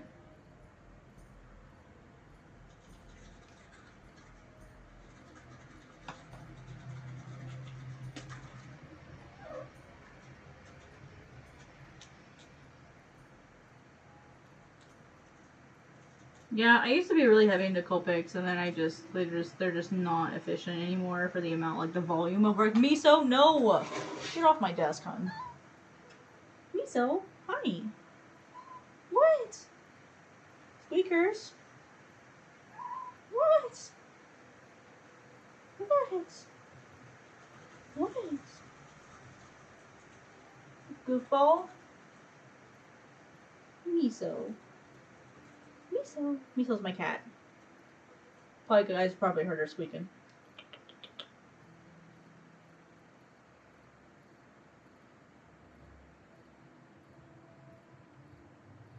Of course, yeah, like you still want to buy them, but I mean, like I'm kind of at the point now where I don't want to buy Copics all the time.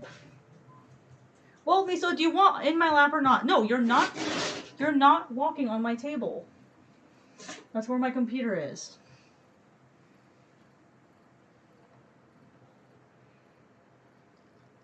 Here, sit in this bed. It's open. The other one's taken. She's such a goof. What is with cats walking on top of my keyboard? Is there a reason for this? She's like, I want to walk on your lap. I'm going to walk on your keyboard. They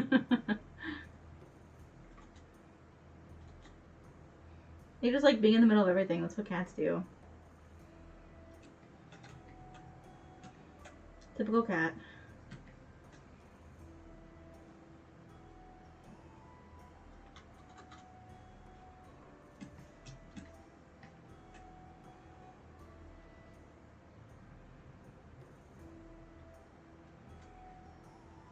Oh, where'd my reference go? Alright, well, thank you, Allison, for stopping by. I appreciate it. Have a good night. Take it easy. Don't buy too many markers.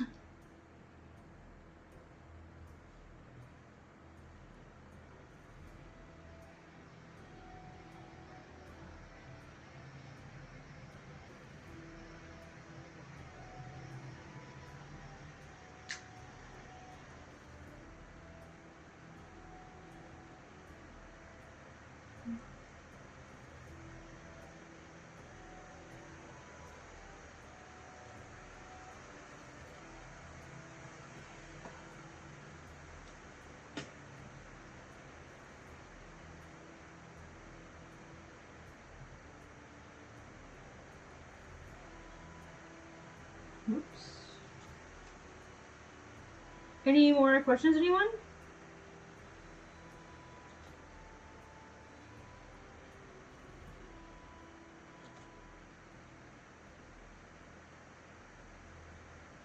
Personal questions are okay. I usually don't mind those. I know sometimes people like asking weird questions to artists and stuff. Those questions are always okay.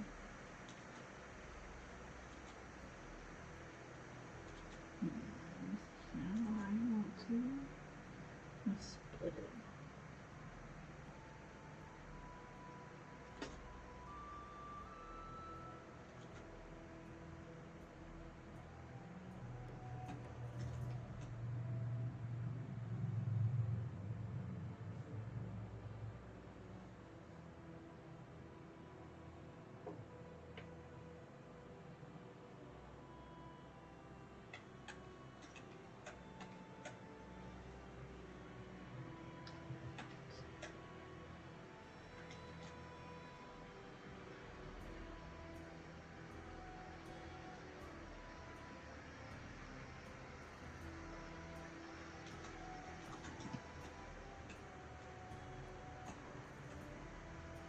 Thinking about drawing, I'm getting tired of knitting. What would you want to draw? Any ideas? Maybe draw something like fan art or something easy. You know, just something that's not too mentally taxing, you know? That way you can still draw something. Not have to worry about it feeling like a big effort. That'd be my suggestion.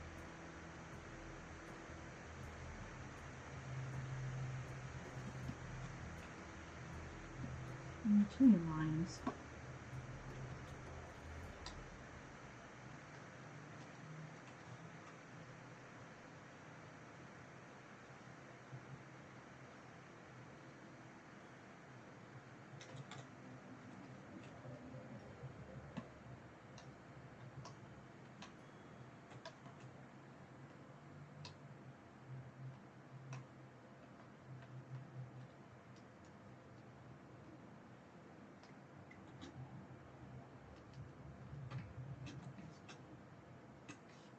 actually working on some redesigns for viewers of mine in DeviantArt. Man, I don't even remember the last time I went to DeviantArt. and actually participated. Is that a bad thing?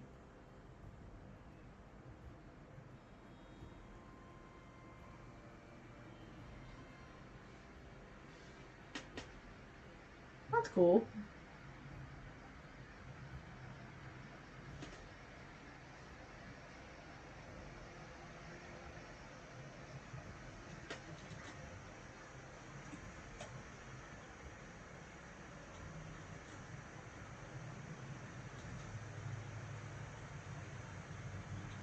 I kind of miss DA like a little bit, but at the same time they kind of dug their own grave.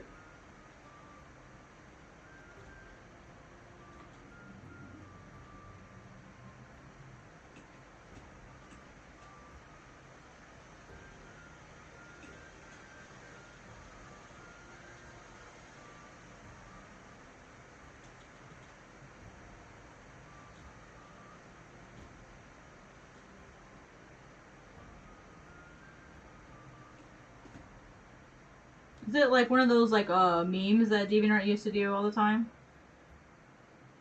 Do they just call those challenges now? Because I used to call them memes back when I was on DeviantArt.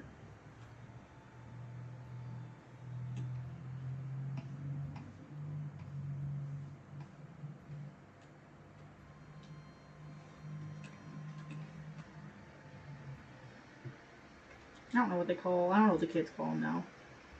They just call them challenges. Back in my day, we just called them memes. It's my largest platform. Oh, same. It's my largest platform, but YouTube's catching up pretty quick. I think YouTube is now my second largest platform. It just passed Instagram at the start of the year. And then, yeah, it'll be passing. I'm hoping it'll pass DeviantArt around the end of the year or early next year. Because YouTube's growing pretty fast right now, which is awesome. Hopefully I can keep that momentum going. Yeah, if it's your largest platform, you should stick to it. But it's my largest platform too, and I don't give a care. Like, DeviantArt lost me when they did that horrible UI change.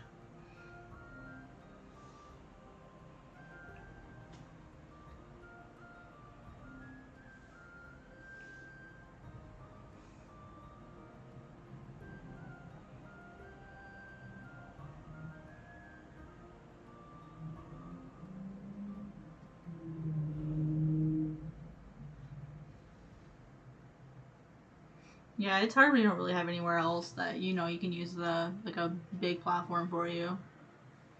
Something I'm offering if they have an little character they want me to redesign for when. Oh, okay, that's awesome. That works. Man, character design is like probably my weakest point. I don't understand how people can do really good character design.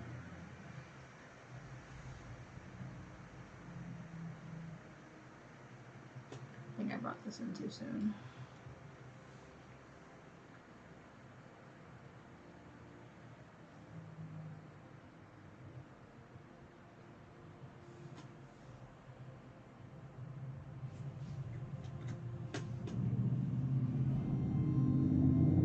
Yeah, YouTube is pretty hard to grow though.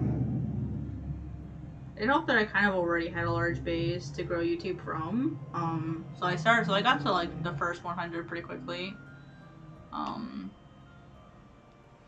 then from there, I wasn't even like consistent all the time. I was just kind of like moderately consistent. And then I had a period where I was uploading really consistently all the time. And then I started sharing some of my videos on Reddit, and that really helped a lot.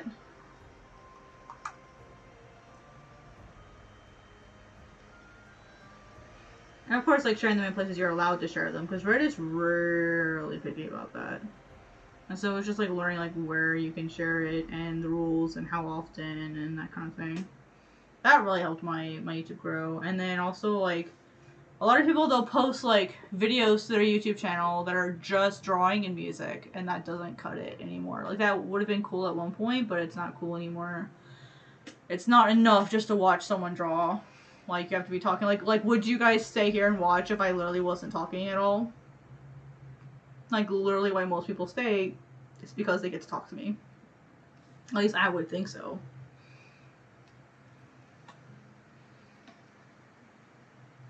Like, it probably wouldn't be the same if I wasn't talking.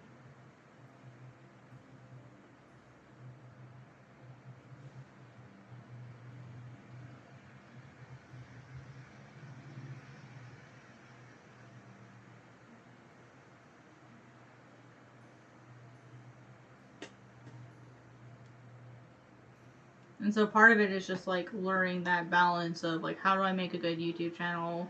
And then how do I be consistent? And then you have to learn SEO. How do you trigger that? How do you, like, basically what YouTube is it's just figuring out how to make your content trigger the algorithm. That's really all it is. Is you have to pander to the algorithm, and no one likes admitting that, but that's basically what the game is. And there are secrets to triggering it. But they're not secrets that like work overnight. They're something that you have to do again and again and again and again and again. And eventually, like, it'll work. But you have to work on it consistently and trigger it enough times. And even then you may not succeed. Like, you may have to keep doing it for like a long period of time, and then it'll finally get somewhere.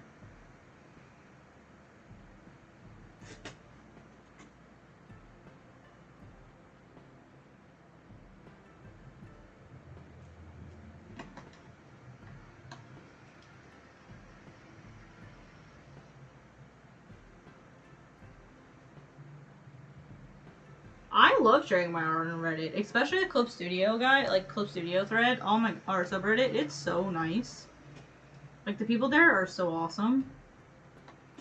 And like, now that I post there like on a half decent basis, people are like, "Oh hey, I remember you," and like they get excited seeing my work. So now I have fans on Reddit.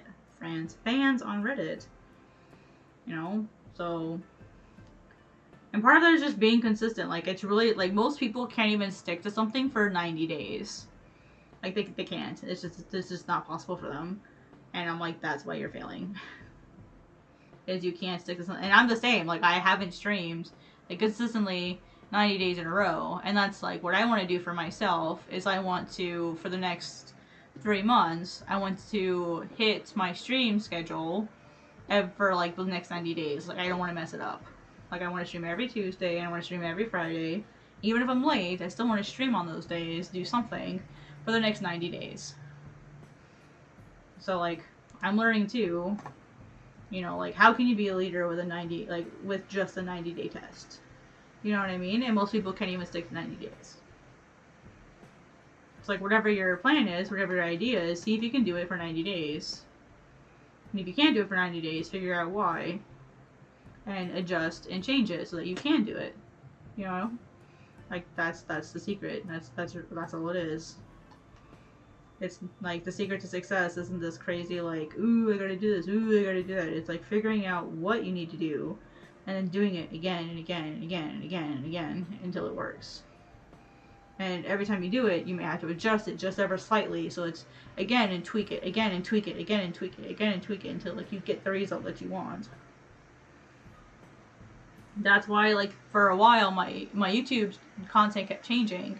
Is it wasn't that I didn't know what I wanted to do, is I was trying to find that thing that worked perfect. Well, I mean, that's ultimately what it was, but like, I couldn't find the content that I wanted to make that people wanted to watch and have it be done in a way that was fun to watch.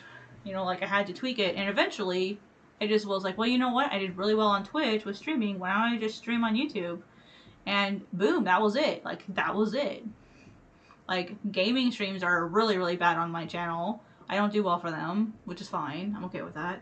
Because I don't want to be a gamer. But then when I started working on, like, I looked, and there are not that many, like, manga streamers on YouTube that, like, actually stream manga. Like, people post their, like, how they do it, but they don't post, like, streams. They don't do streams. I don't know if that's just because most of them, like, aren't English speaking. I don't know if that's it. But, like, I saw that that wasn't a thing, and so I tried it, and I'm getting good results with it, so I'm gonna keep doing it. And plus, you don't see a lot of art streamers on YouTube that, like, regularly stream artwork on YouTube. You just don't see that many that I know of. So I found something that there wasn't a lot of, and now I'm being consistent in trying to do it. I'm trying to be more consistent than I have been.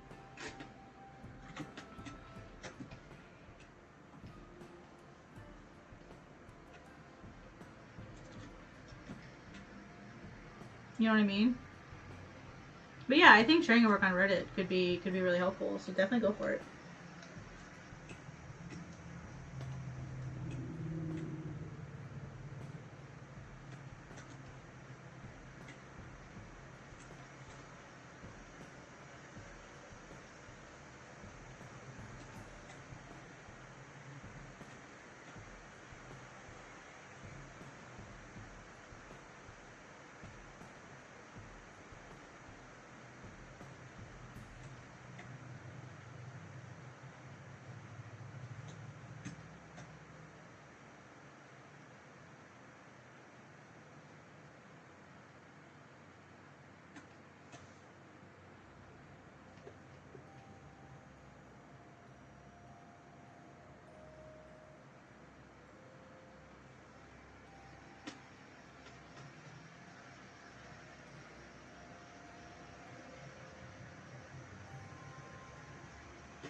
Any more questions out there, anybody?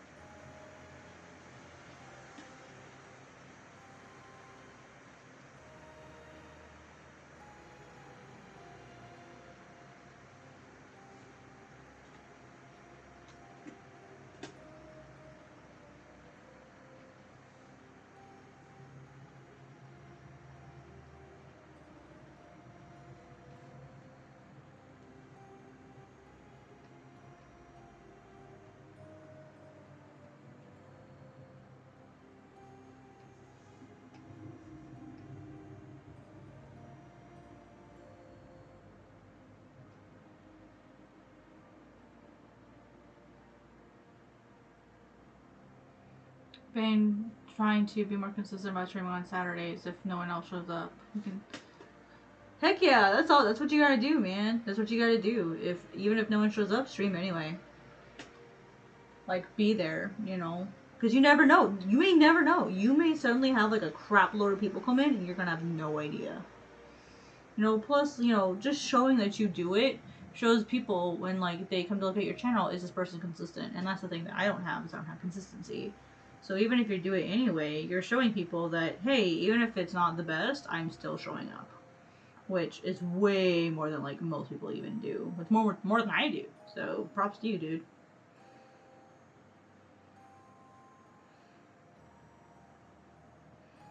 You know, but, you know, especially the last couple of months, I've kind of like used the excuse that I was too busy with global comics, I was too tired, blah blah blah. I was just using excuse after excuse after excuse for like why I wasn't being consistent, and there really is just no excuse for it. So, trying to be better than before. It's kind of like my goal this year is to like really find my feet on YouTube. What kind of like the dragon's actually starting to look like a dragon. Nice. She's starting to look like a dragon. All I have to do is add the wings and some detailing. Sweet. Don't you love it when like you're working, and all of a sudden like it starts to all come together? Oh yes. It's like that Kronk meme. Oh yeah, everything's coming together. I can't do the voice. I'm sorry. But like that's exactly what my brain thought of. I love Kronk. He's like one of my favorite characters.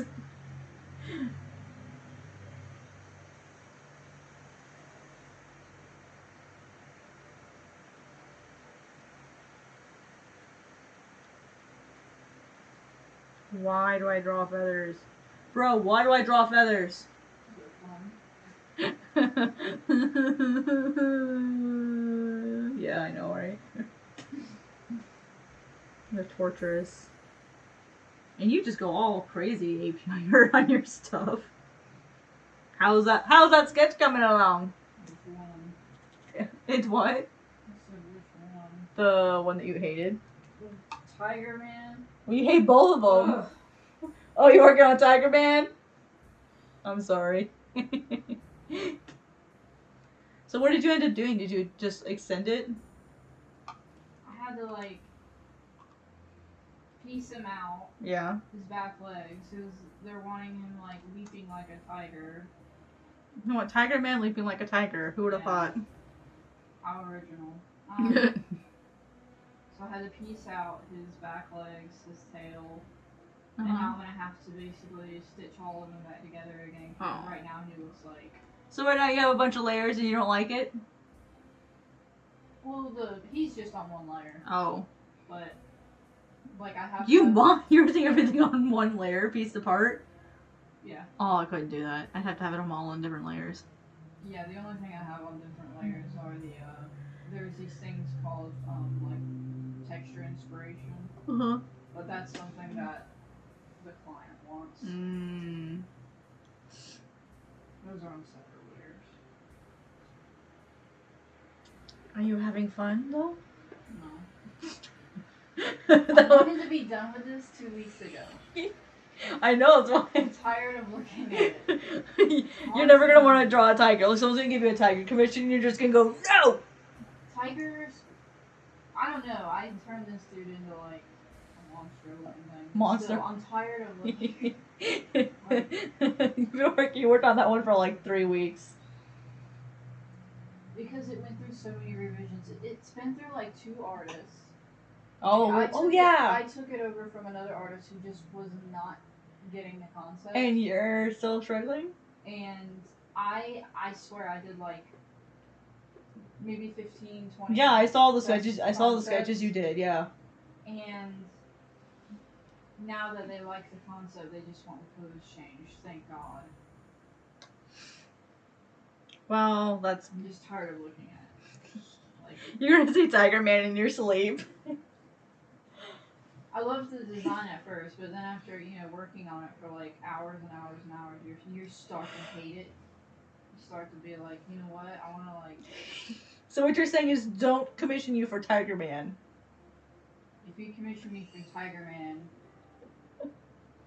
I'm going to send you some glitter in an envelope. And you're going to hate your life. Not the glitter! Because I will know, because usually when people send me payments through PayPal, along comes their address as well, and I'm going to be like, well, you know what? Oh, what if I use a fake? Well, it's going to go to that fake address. And they're going to be sorely disappointed whenever they open it. Yeah, I should do that with JDS. Because it's not going to come Oh, out. you would know JDS. I'll send it to my mom. Perfect. She's going to be so pissed. Because it does not come out. No, it doesn't. Glitter doesn't come out of nothing. So I'm talking to my roommate about this drawing that she's working on. And it's not going very well for her. Well, it is. It's a beautiful piece of artwork. Just the client.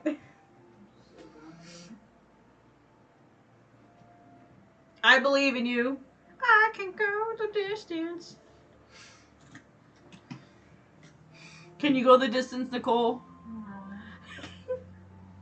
I'm done with the distance. Like I'm like I've been around the earth at least 6 times with this thing, and now I'm on my way to the sun. All 93 million miles. Oh, you know how far it is? Mm-hmm. I don't know shit about the sun. I know it's hydrogen, and it explodes like every day, and one day it'll kill us. But that's all. Yep. I knew that one. Surprisingly, I knew that one. I knew the sun was hot. It does burn things. It's a giant hydrogen bomb, basically. Like it burned away all of my will to live with this. It burned my skin. This is the sun. This is my burning sun. It burned my skin once. You know what's really cool about me though? When I burn, I just turn brown. I don't like I get sunburnt for like a day, and then like within the next 2 days, like I turn like a nice golden brown. No, I turn into like this crispy, angry. It's because you're Irish. Disgusting, crunchy humanoid thing.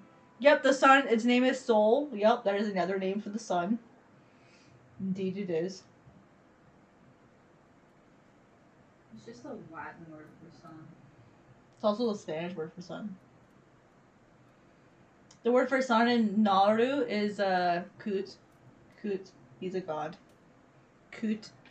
It's not cute, it's Kut. The U is just, or the H an extender, so it's technically Kut.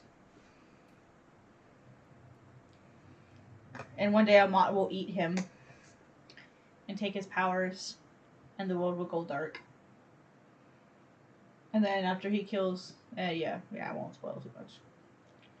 In my magical girl comic, the stars have souls. They're more or less like guardian angels. Huh.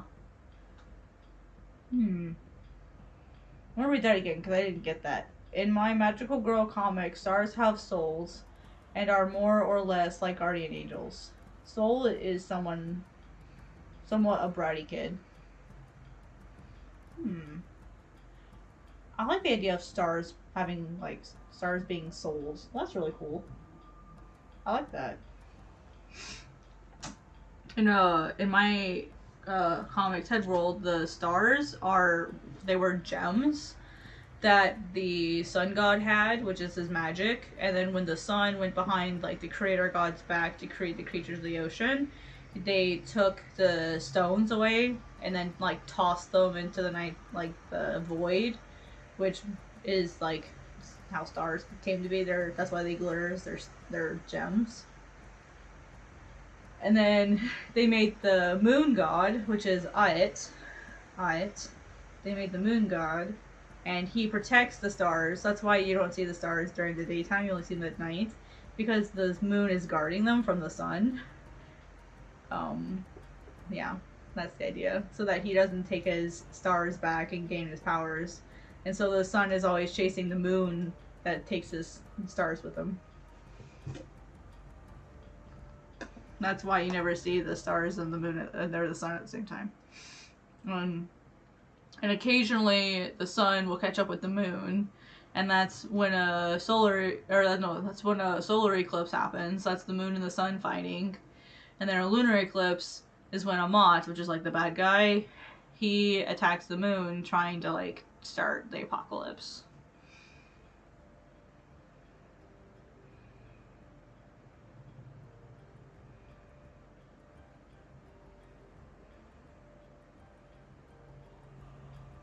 Oh, the sun is a girl? Cool.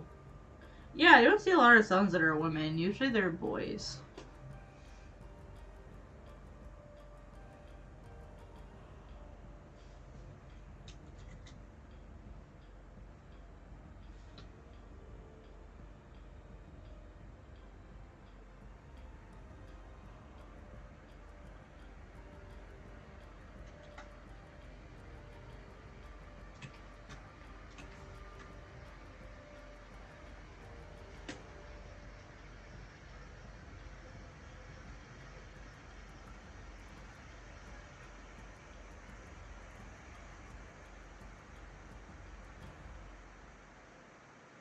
Oops.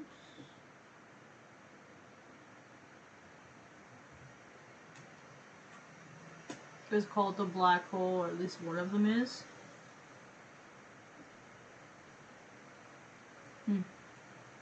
Interesting. Yeah, I always find that really neat when, like, the world's mythology kind of, like, revolves around, like, the solar concepts and stuff. I always find that really interesting. Alright, I'm much done with the photo here. So I just gotta add an eyeball to it.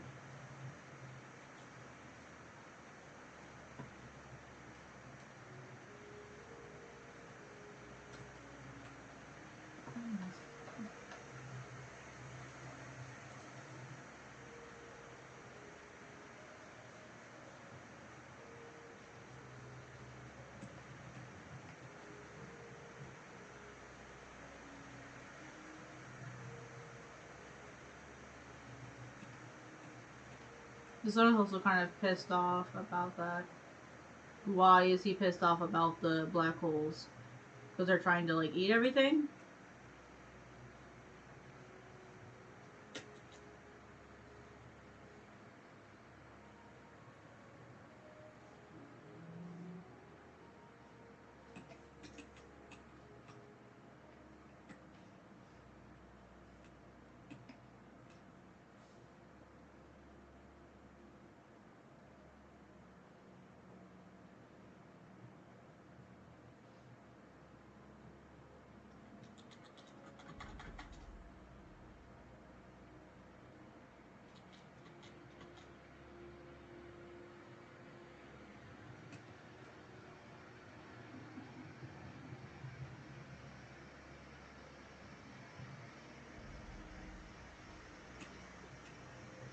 Polaris is the North Star. She's also my magical world's guardian star.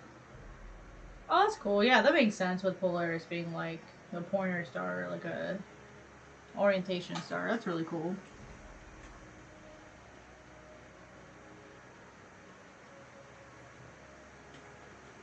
Oops.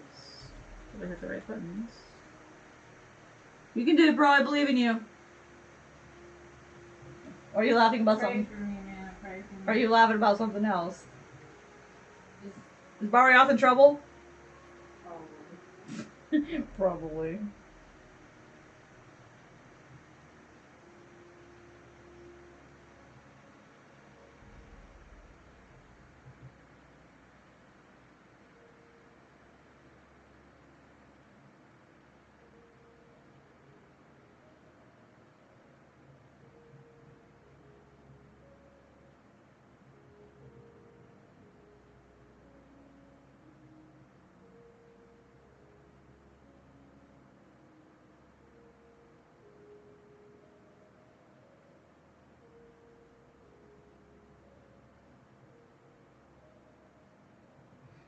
So, let's see. Well, the black hole converts other stars to be evil or afraid.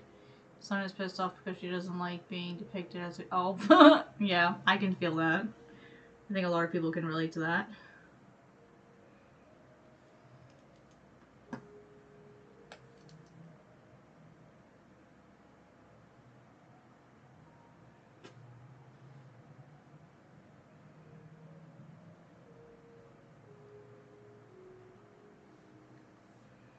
Alright, I got that in there. Alright, got that feather in. Woo! That is a massive feather. Goodness gracious.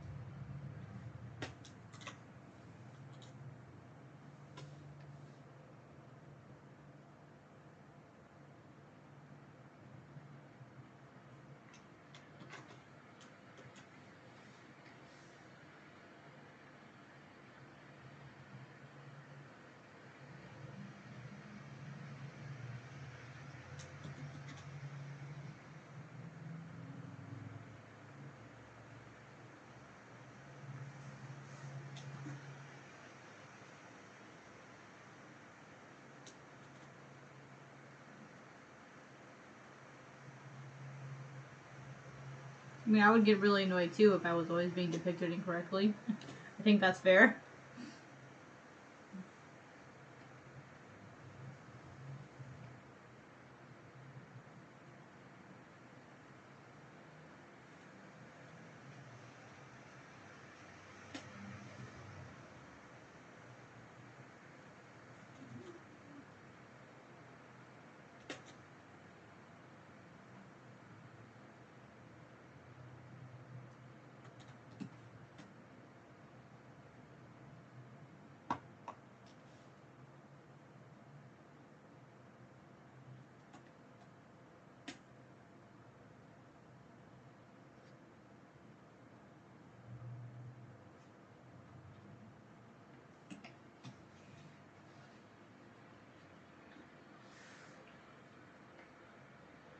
Let's put more of these flowers in.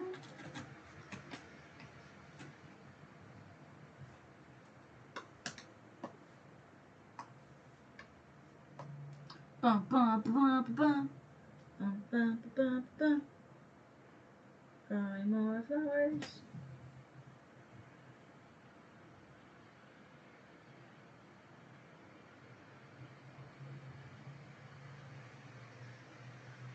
I may have more or less a typical.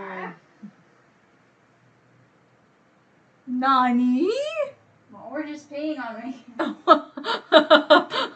Oh my gosh, bro. it. You okay? You peed on me. Well, yeah, that's what happens when you poke a full bladder.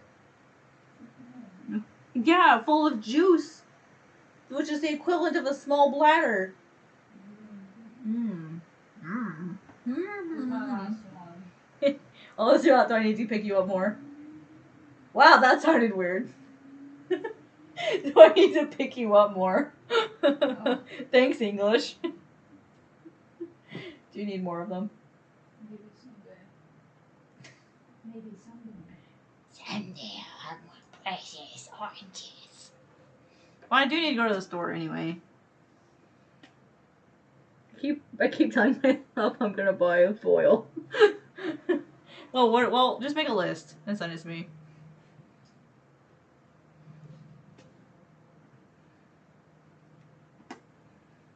Keep saying I'm gonna buy this, I'm gonna buy that, and I never do. Why can't I just put those on autopay and have them delivered? I know, right? Music stopped. Is there anything else by Adrian Manzi that I can listen to? Something I haven't listened to in a while from him.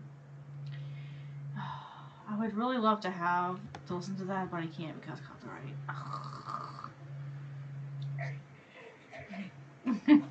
Don't get me started, bro, on the weird noises. We'll have a weird noise fest.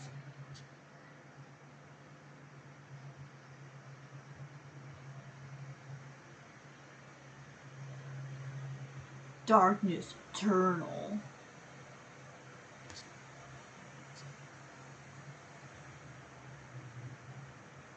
Let's not do something dark.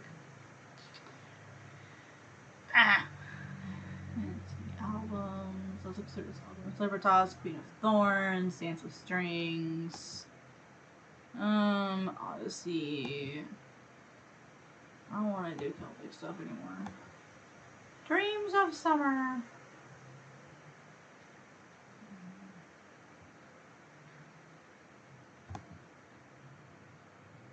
Relaxing music, electronic music, pirate music, world music. Let's do this one.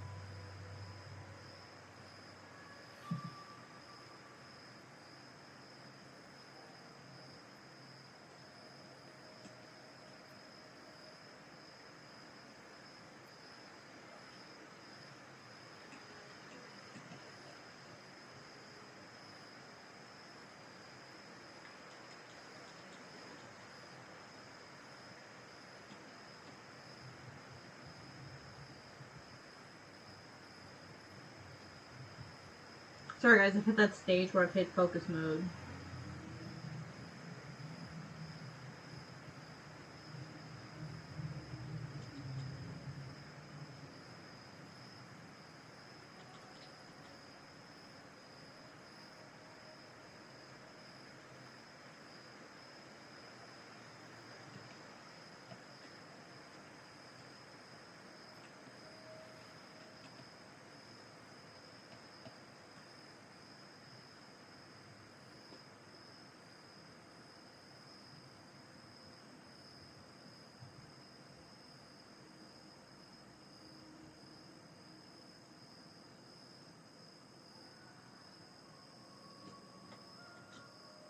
If anyone has any questions, feel free to let me know. Just wanted to put that out there. If you're watching this after the stream is over, feel free to drop a comment in the question or comment in the or your question in the comment section below. What is English? I can't speak today. Be happy to answer any questions I can. I try to reply to all of my comments. Since I'm still a small creator, I have that luxury.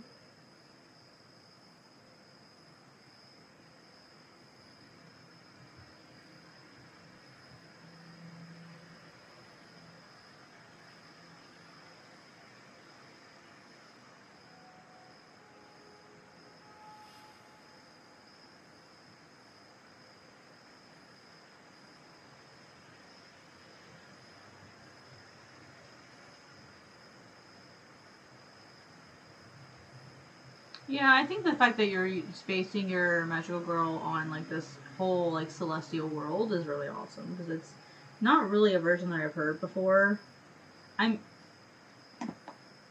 the only other like possible like celestial thing I've heard that's like even close to it is Fushigi Yuki, and it's more zodiac than celestial. Got some fan art. Oh, isn't that nice when you get some fan art, dude? That's like the best feeling in the world. And I've got someone who gives me fan art on a regular basis. I try. And I feel like a bad friend because I don't give it to you.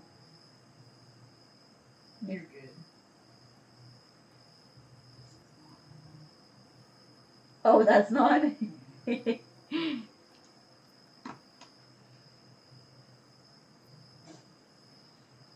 You can do it, bro. I believe in you. I'm trying. Well, if you're struggling, go No. make some tea and step It's not away. even like hard. It's just like, you know how like every morning you take the same road to work. Yeah. Thing?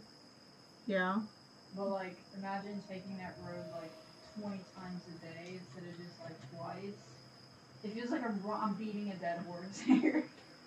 Just Yeah, it gets frustrating. but with my tablet. But with your So tablet. that I constantly.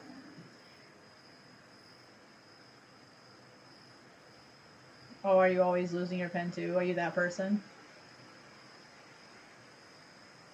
They like to walk away, don't they? I'll literally be holding it and then like I'll look away and it's just gone. Oh, the crickets? That's the music. Isn't it nice? But actually, we don't really have a lot of crickets here in the evening, this deep in the city, right where my mom lives. Out there in the country, they like the way that you hear crickets now. They have all the time out there.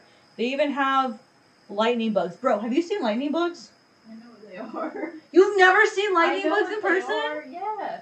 Florida has a bunch of them. They do? Yeah, it's just in recent years their populations have just died Yeah, out. because when I was there, I almost never saw them down there. That's why I asked. Yeah. We get them down there. Maybe it was just my area. Cool, I was in the city. Even where I live, like I lived out in the boonies and we rarely saw them because I don't know, like about 10 years ago, their population just started. Wonder why. I don't know. I used to see them. You've never seen fireflies, Rusty? What? You live in Louisiana. Wait, no, that's not. That's Dustin. He's not there. No, Rusty's in Cali. Oh. When are people gonna play their music so loud that we can feel it? Because I gotta make up for my tiny blah blah blah. That's city life, man.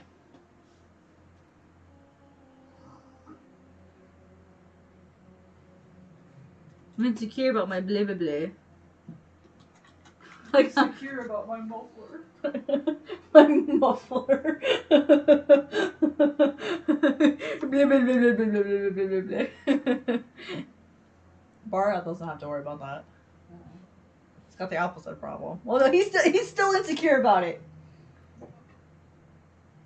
At some point, I want to see the synchronized fireflies they have. They live fairly close to me, but it's like a lottery to go see them. Synchronized fireflies? What are synchronized fireflies? I don't think I've heard that term before. What is that?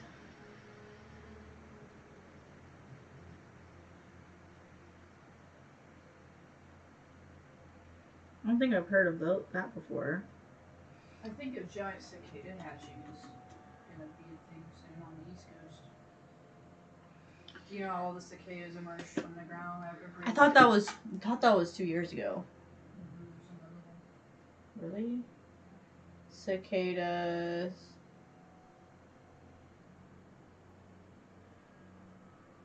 Yeah, yep. They've got, in 15 states. Mm-hmm. Oh boy, guys. It's a cicada year. For which states? Probably on the East. Delaware, Georgia, Illinois, Indiana, Kentucky, Maryland, Michigan, North Carolina, New Jersey, New York, Ohio, Pennsylvania, Tennessee, Virginia, West Virginia, and Washington. screaming bugs?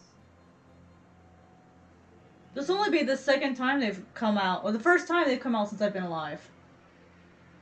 Because, no, it'd be the second time. No, wait, no. The last time they came out was, okay, so 17 years ago, what year, 2004. Minus 17, I wasn't even born yet. So the last time they came out was 2004. I would have been, yeah, I was in Ohio at the time. So they would have come out. I don't remember it. I remember them talking about it, but I don't really remember it myself. Probably because I was in the city. Yeah. So I didn't actually experience it. But yeah, it's a cicada year if you guys are on the East Coast. Say hello to your friendly neighborhood screaming bug. They literally sound like they're freaking screaming. It's just like the whole time. That's what my tinnitus sounds like. Yes, they sound like tinnitus, but at a slightly lower pitch. You're gonna fall, Nuke, and I'm gonna laugh at you when you do. Cicadas, there are actually several different kinds of species. Yeah, we're talking about the ones on the East Coast. For the ones on the East Coast that are the 17-year ones, it's the year for them.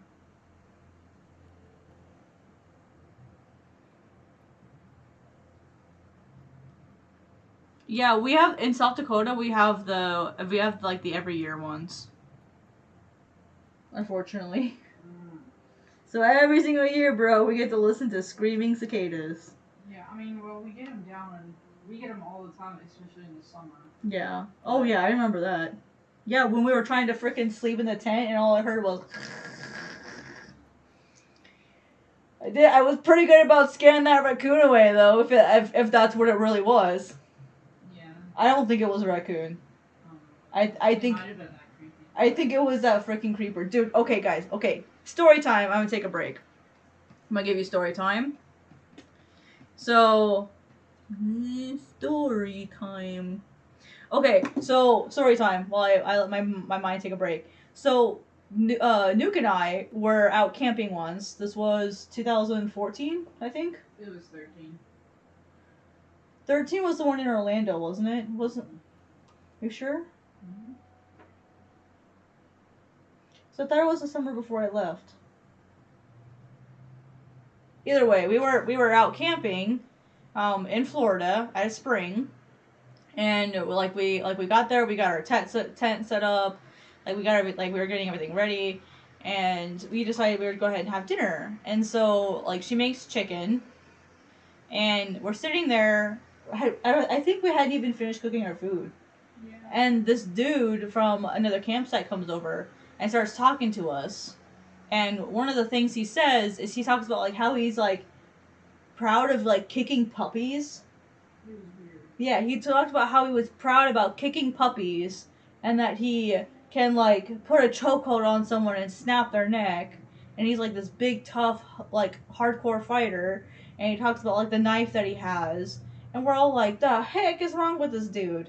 And then we're literally sitting there. We grab our food that's done, and then he keeps talking while we're eating dinner. He just keeps talking about stuff, and it's what the heck is wrong with you?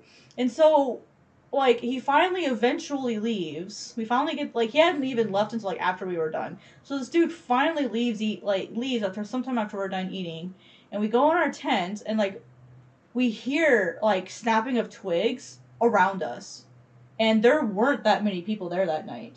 I think it was us, their camp, and maybe one other on the other side, and that was it. And so we were yeah, exactly, that's creepy serial killer stuff. And so we hear snapping of twigs, and so we would turn our flashlight on to make it seem like we were awake, and we would be talking and stuff. And then eventually, we were actually getting tired, so I turned the flashlight off, and I could hear it again, and so we both had our knives ready just in case, and it sounded like something was walking close to our tent, and I was scared of my fucking bejeebus. I was fucking scared as hell, and I thought at first maybe it was just a raccoon or something, and I literally screamed, "Mother effer!" just really, really loud, and then I didn't hear the noise for a really, really long time.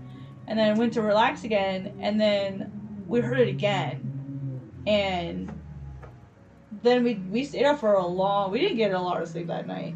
I think we ended up getting up and walking around, just because we were like trying to like scope stuff out and trying to figure out like what was going on, where this dude was. And I remember we were out walking and there was like a lot of dry lightning in the sky that night. I remember that specifically. But we didn't see the guy like when we were out walking around, so we figured maybe he'd left. And then when we got up the next morning, obviously we were okay. But when we got up the next morning, we went to like the station where the ranger was, and they said that that guy had come by a couple times. He was like a regular there. Yeah, he was a regular there, and that they thanked us for telling him like what had happened to us, and that they probably weren't gonna let him in again. Is what they told us, which they probably would let him in again. So they just wanted us to feel better. But he left that night because we stayed 2 nights, 2 or 3 nights, and we only saw him that first day. We didn't see him after that, but it was like freaky as heck, you guys. Like, I had never been more ready to like shank a bit. I'd never been more ready to shank someone in my life. So I think that was scarier than when I was in Los Angeles and got jumped so many. Like, I got jumped like 4 times when I was living in LA. I think that was scarier because like when I was being attacked, like I already knew what had happened. Like it was already done and over with. I couldn't do anything about it. But with like this potential like creeper out there, like the things that he'd been saying to us, like maybe he was just a freaking troll. I don't know.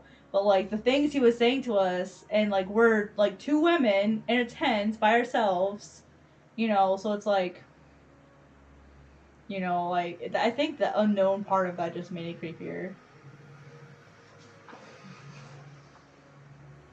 Yeah, that's pretty much how we felt about it.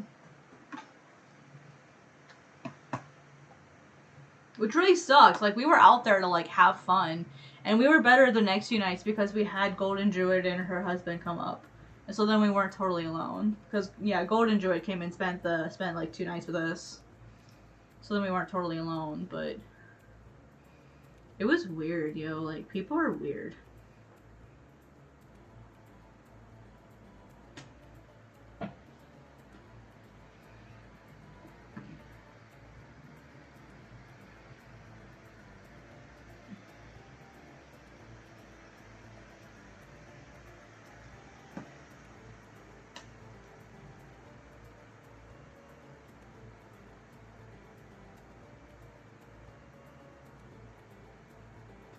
Yeah, I will never forget that dude.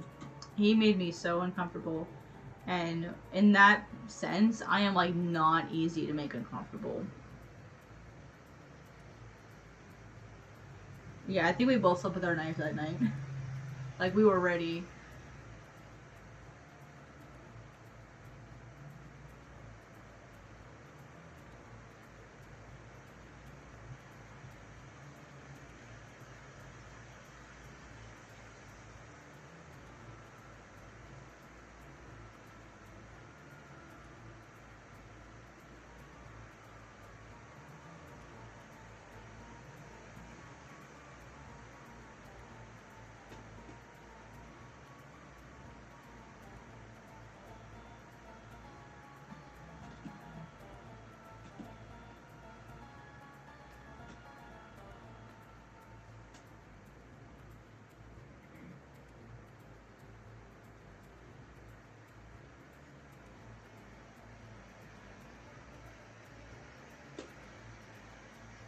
Do you like my rocks, Rusty? Like my rocks? They were actually flagged on Discord. I was trying to share them in a Discord server, and it flagged them as explicit. I'm like, oh my gosh. It wouldn't let me post the rocks because I thought it was like explicit stuff, and it's like, come on.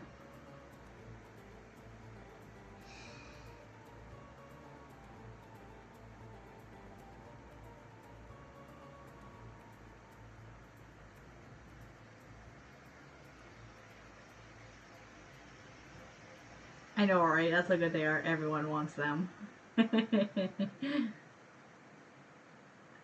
Oh, rocks.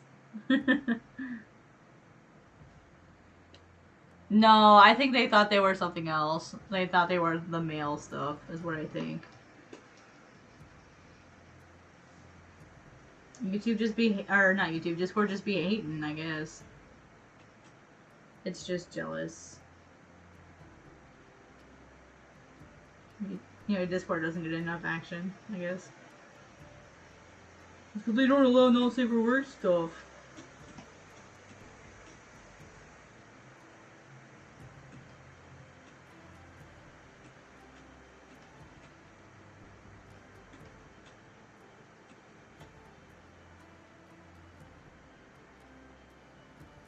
Discord feeling insecure, yep.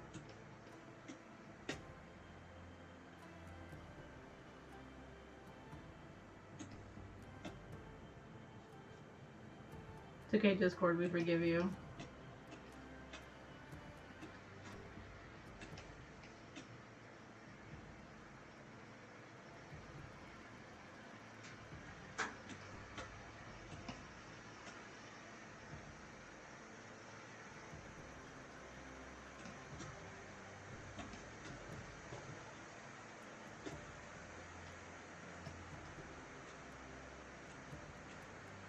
It's a massive feather. Oh my goodness.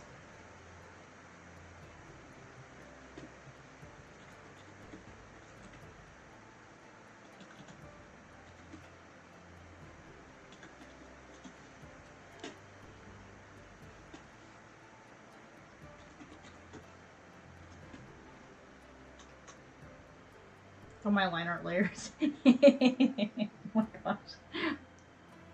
Made my stupid line art. Okay, let's put in the border, so I don't know where the border is. The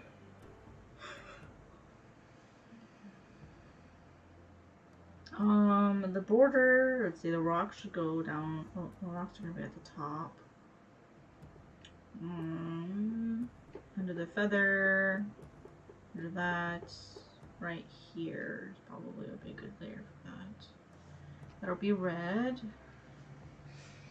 Border. Which this is easy. This is literally just 2 rectangles. Oops.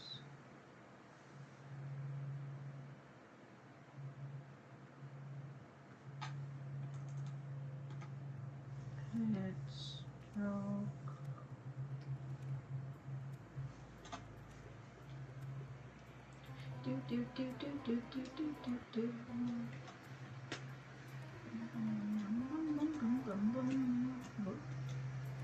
This is gonna go right there, and this is gonna go right there.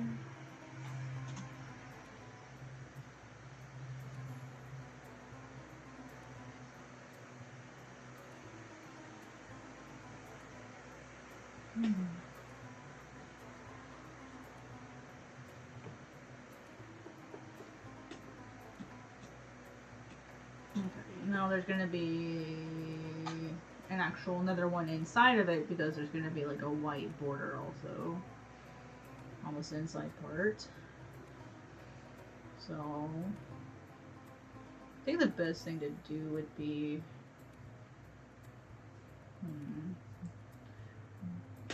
just duplicate this one again. And then just bring this one in. So I have my white border.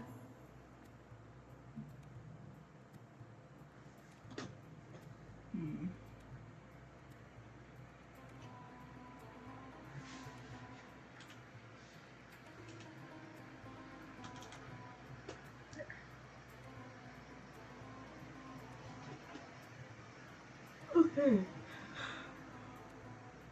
Well, let's merge these. Man, I've been sleeping. It's only 10 o'clock. Well, hey, that's my 3-hour mark, technically.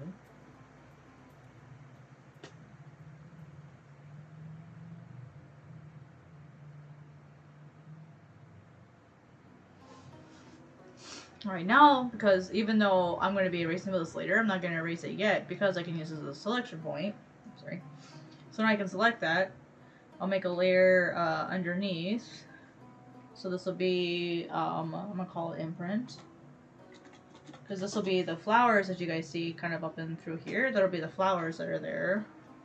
So I'm going to go grab that brush, which is a specialty brush. And I'll just like literally just throw them in. They don't have to be the same as they were last time. I'm not going to be picky about it.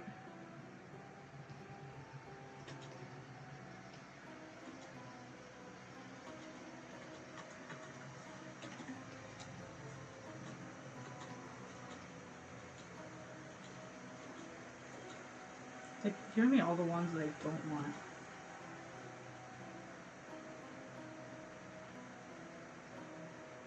Actually, I'm gonna not do that yet. I'm just gonna draw them in as is, and then I'll create a mask later.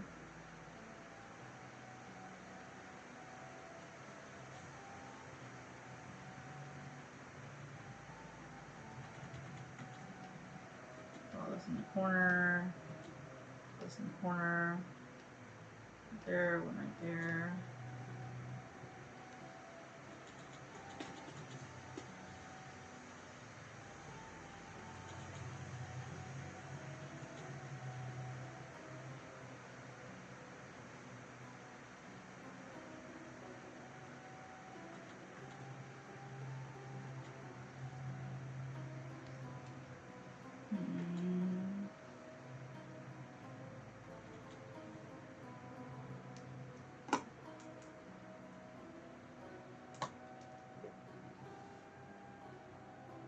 Alright, so now what I can do is I can now come back to the border layer, select the space, and then I can go back to the layer that I did all the flowers on, and I can put on a mask. That way all the detail that I did isn't gone, it's just like temporarily hidden away.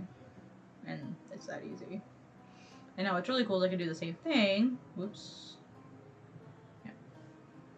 And I can make a layer underneath, which would be border, black, oopsie. Black fill. And then edit, delete, fill. Boom. Done. Ta-da! I usually don't want to roleplay, but my roleplay partner they usually work with is already in bed. See, I sit right next to mine. Mm-hmm. And so I know when she's in bed or not. It's like, I know you're awake! But she's busy doing her own stuff, so. She's Crying. Well, then take a break and reply to RP. Apparently my roommate's a raptor now. She's transforming into a were chicken. Dustin, are you there? Do you remember? Do you remember that were chicken thing? That beautiful artwork he put so much time into. That's what I feel like. That's a very accurate depiction. It's a were chicken.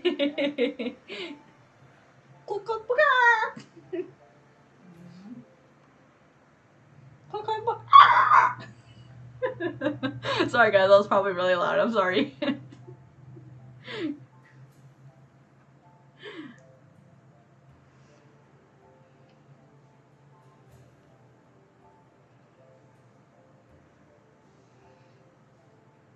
Can you tell we're having fun as roommates? Best move ever. Well, pretty good. Pretty good. I mean, so far I don't really have any complaints other than you bitch about my driving. That's really my only complaint. But it's a fair complaint. Get it, Opal, get it! Get it, Opal! Get it! Kill it, Opal! Gorose! She's just looking at it. She's getting high again.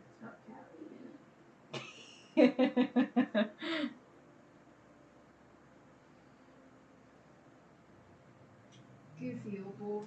Goofy Opal. Silly kitty. Silly kitty. I wanna be the very best, like no one ever was. Watch you get flagged by YouTube. For just that, like 5-second thing. I'll tell him, excuse me, YouTube, it was transformative, fair use, and less than 30 seconds. Yeah, just because I did that, I'm gonna get flagged. It wouldn't surprise me.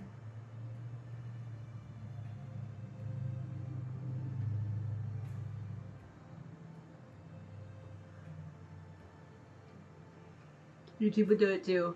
You know Nintendo wants a piece of the pie. Don't give him any ideas. I am but a humble crumb. We have this one about Wizard of Oz. I was kind of craving it right now. It's a sequel to a movie. I kind of incorporated some digital from Wicked. Yes, I know about Wicked. I saw Wicked, when I was in Chicago for a band trip. We went and we got to go see Wicked, and it was awesome. I'm not like a big like theater production person, but that was really fun to watch.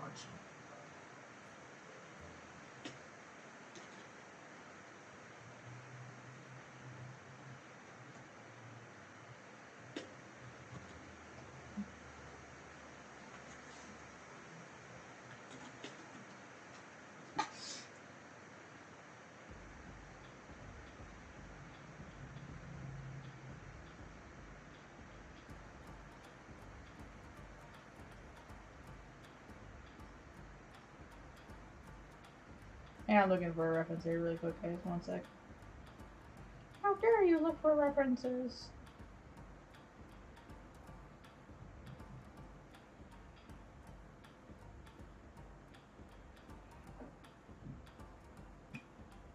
Sorry.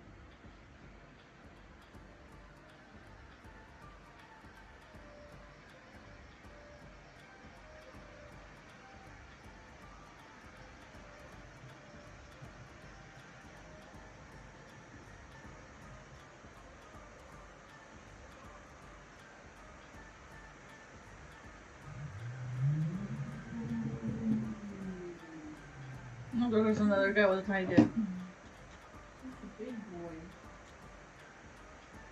He knows how to use his throttle. Ooh, he knows how to use a throttle.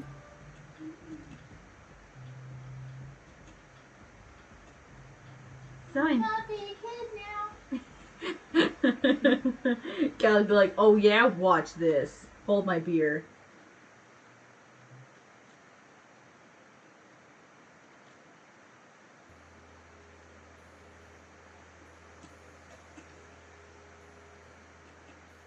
We made Dorothy the daughter of Glenda, and Scarecrow really the son of the wizard, and he's cursed. Yeah. Nice. That would suck. Imagine being cursed into being a scarecrow. Someone's really gotta hate you.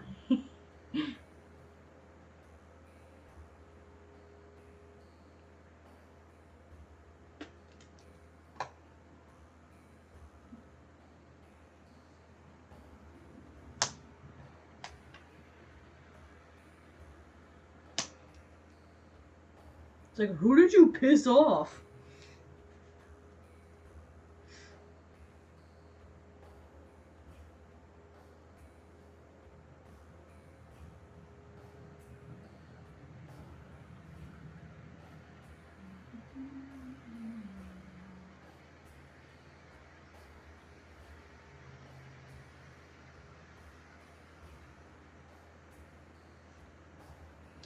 I don't like the vine choice that I picked.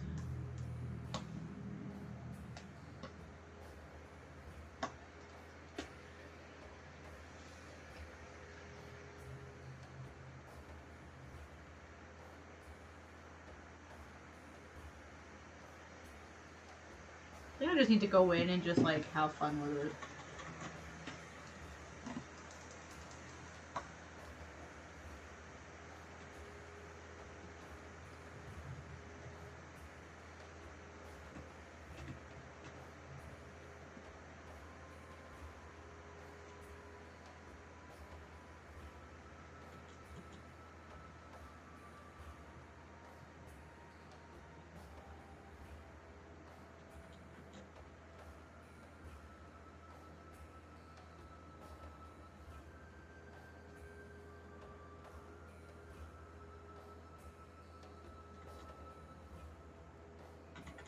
That vine is just too shaky.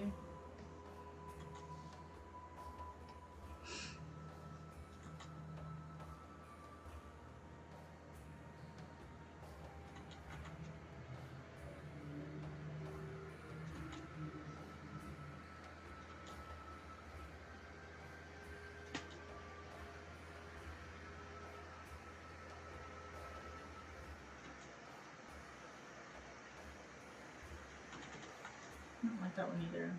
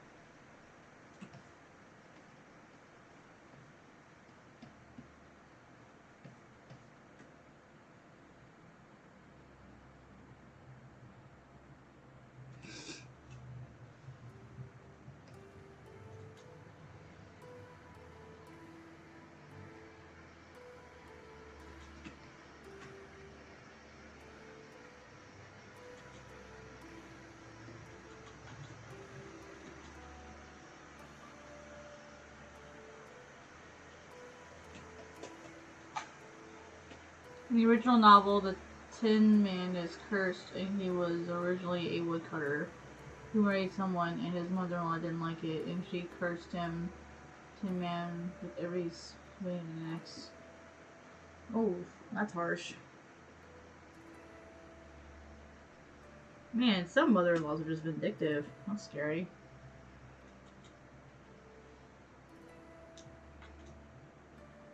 What a witch!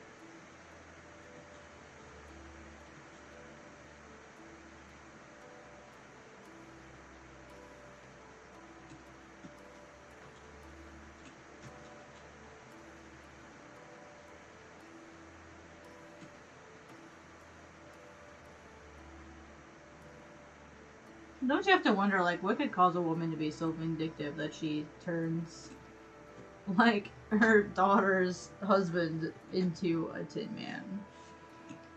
Like, what kind of emotional problems do you have to have?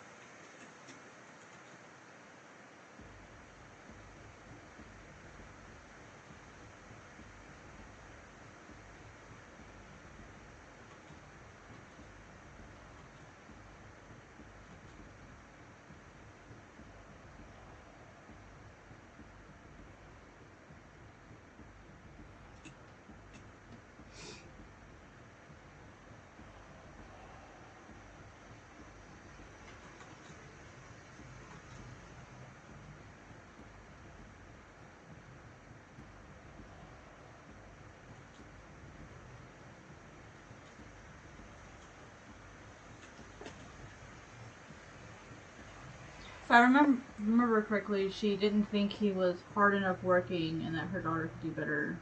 Yeah, that's how most mother-in-laws seem to be. Oh, I kind of have a funny story. I was proposed to today by a creepy old man who wants to be my sugar daddy. Yeah, men are weird. I don't know why they do that. It's not necessarily flattering when that happens, and some men seem to think it is. It's like, no, sir, it's not. Please don't. You know what I mean?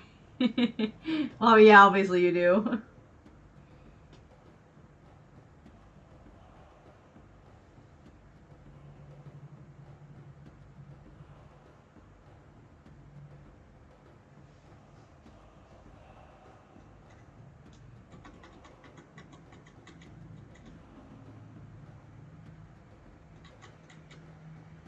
Especially some guys seem to think like they're like God's gift to man. Aros.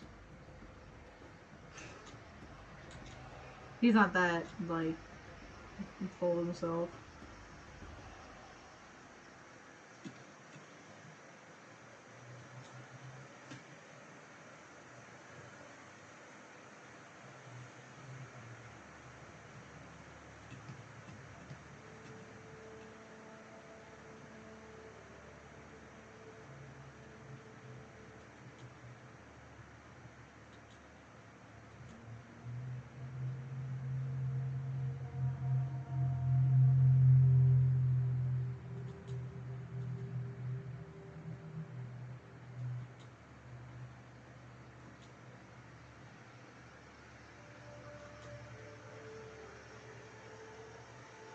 He smelled the furniture while another lady was sitting on it. Jeez. Maybe he thought it smelled bad? I don't know, I'm just trying to rationalize why someone would be smelling furniture. Do you smell furniture? Are you asking me that? Yes, I'm asking you I that. barely even have a sense of smell. I'm not even around sniffing the furniture. Well, when you had a sense of smell. Gross. No. That's why I'm asking. Because it's weird. Yes. They're saying that there was this old man going around selling furniture. And Tell him to stop and go home. I guess this was earlier today, but...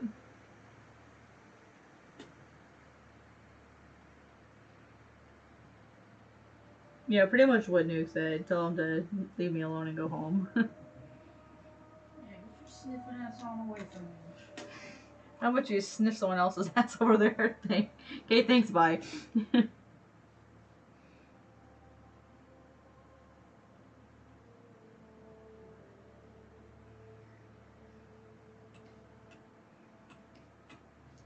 Sometimes that's all you can do is creepy people, is just ask them to leave.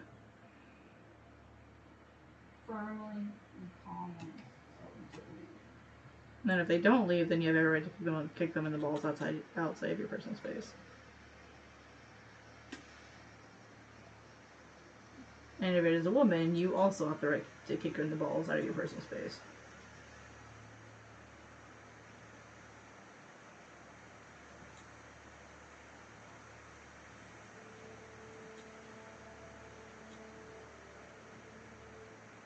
I firmly believe a lot of women need a firm ball kicking.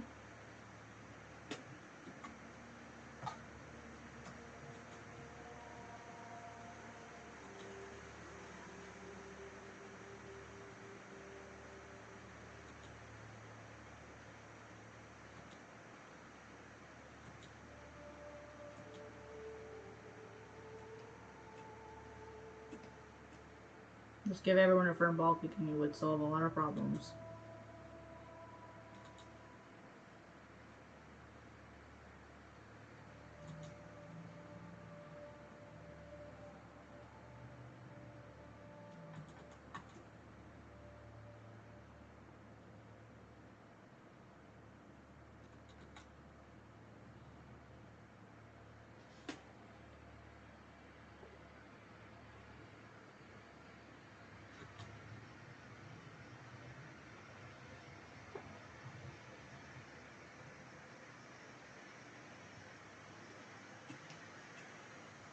He referred to himself in the third person. I do that. Cat does that.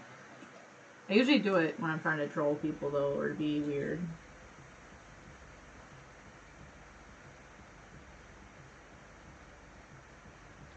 Does referring to Aros count as being third person? Because technically he's also me. Does that count? Huh?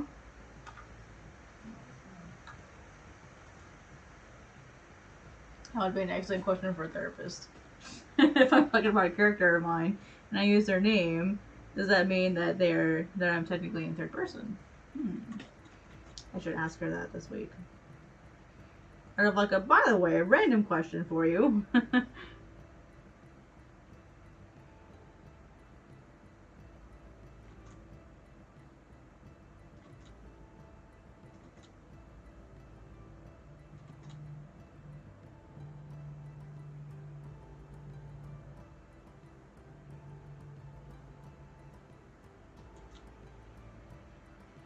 Hi, Mark. How are you? How you doing?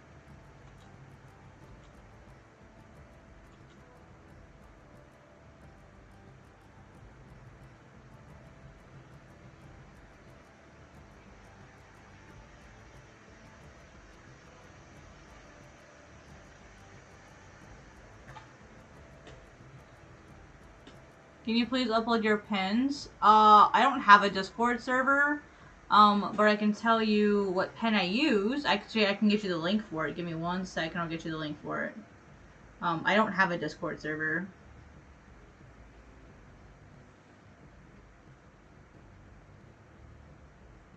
Let me grab the link for you really quick.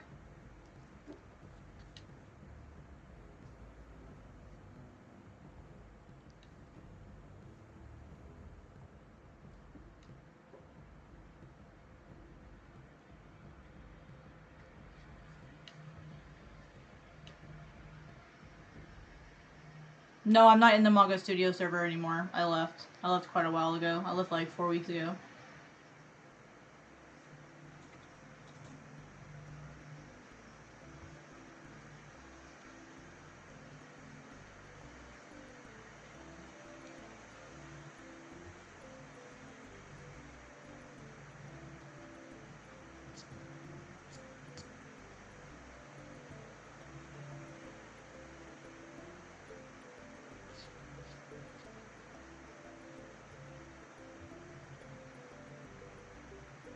And I use a lot of brushes. There is no way in hell I could upload all of them. I think I've downloaded like 200 different pens. But I can give you the main one that I use for my inking.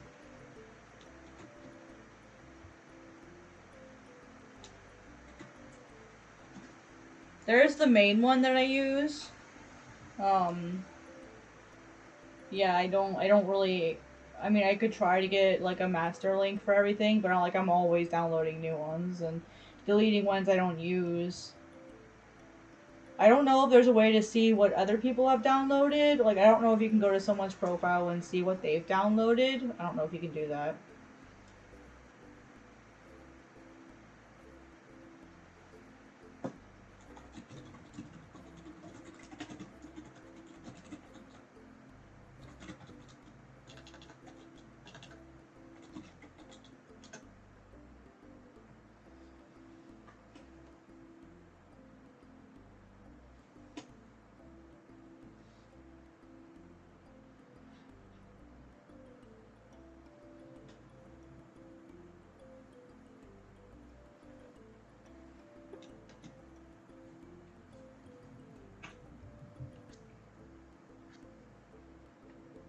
Yeah, I can be the same way.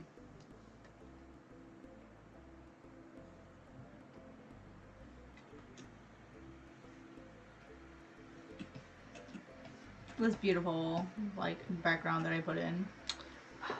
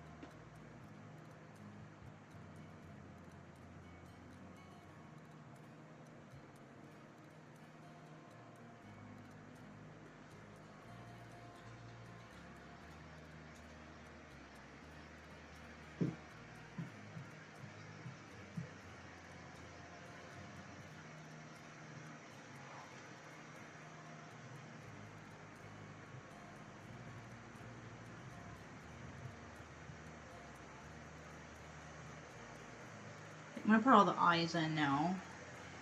Okay, so this is all border. So this will all be red.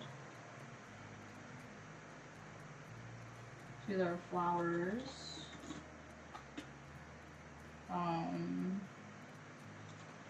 Leafy vine. Plain.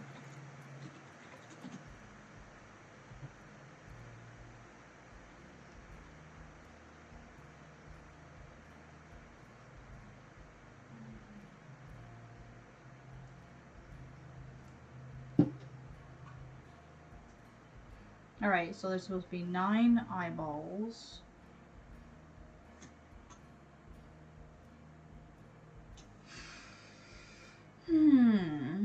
Put these on top, because most of them are on top of everything.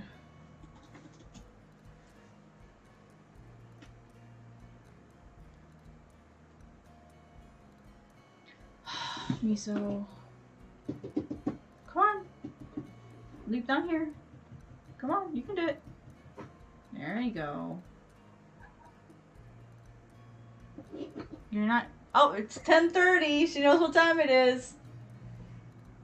How about that, Miso? You're really good at your job. You're really good at your job. 4 minutes early, hon, though.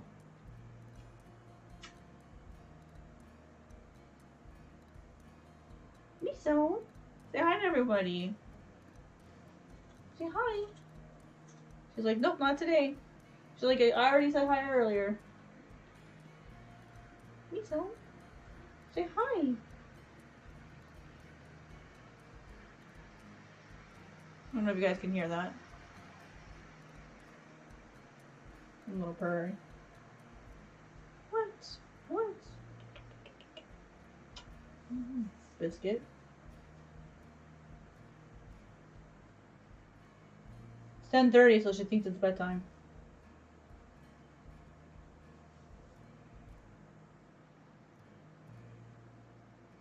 What, Miso? Sit down.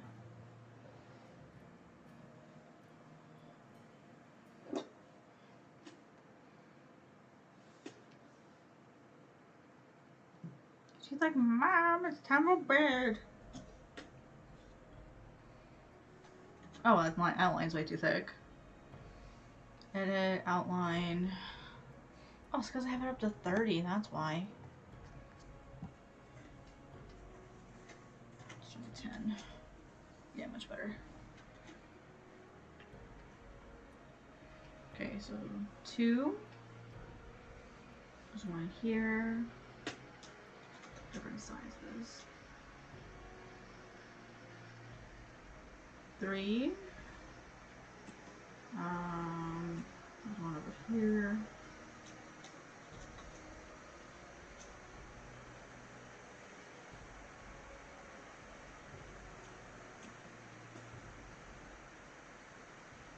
Okay, so here's 4.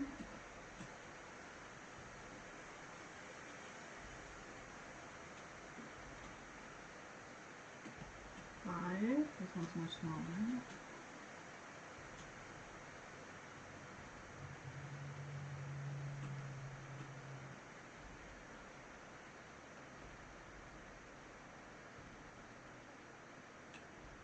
Okay, we're at 1, 2, 3, 4, 5 eyes.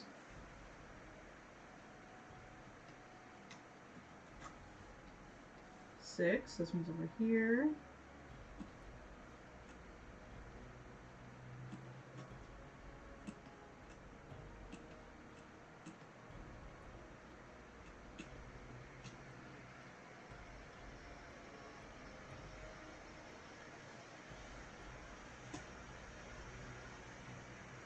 Seven. 1, 2, 3, 4, 5, 6, 7. I need 2 more. I'll only put my title back in. I thought I had 9 in my sketches. Oh, some of them were up here. That's why.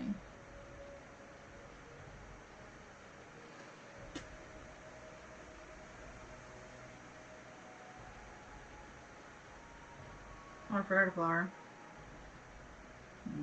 Well, I need to make a... Probably put some more of the wings, which would be okay. 1, 2, 3, 4, 5, 6, 7. Yep, I need a few more. And then I'll just merge them all together when I'm done. Put one behind the wing there.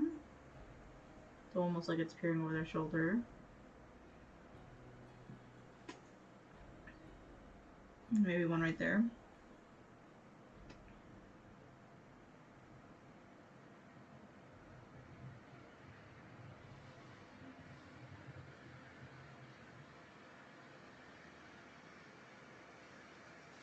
Oh, see, I like this because if you put these together, that also makes my favorite constellation.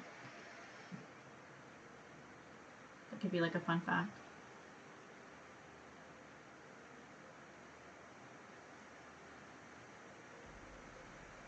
Okay, let's merge all these together.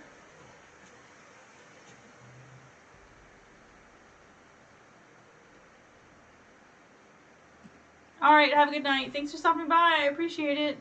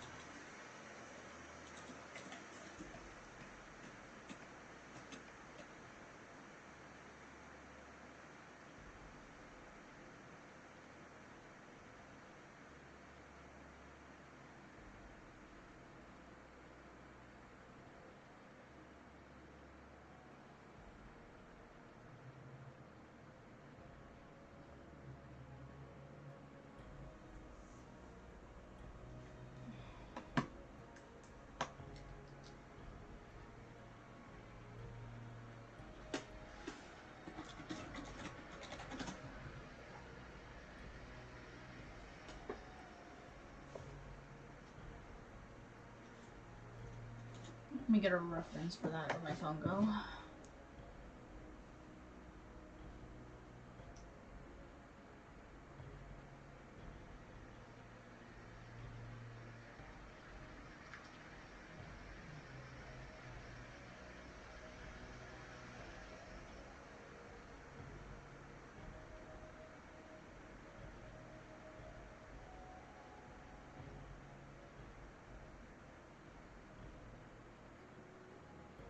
Now you guys waiting reference.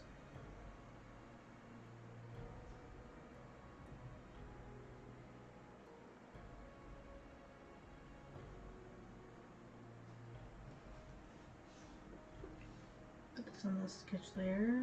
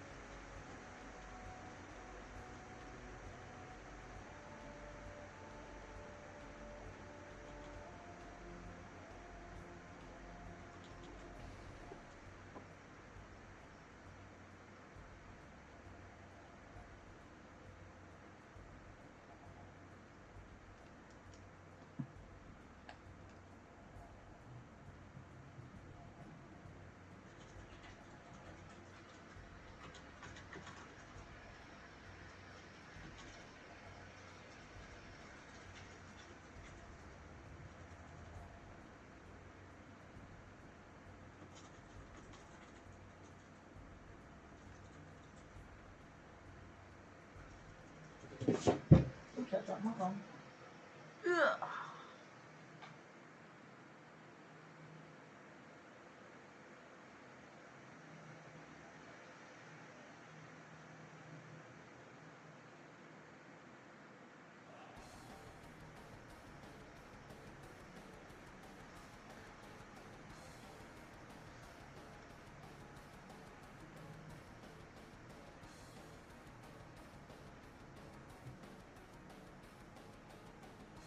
I think that's good.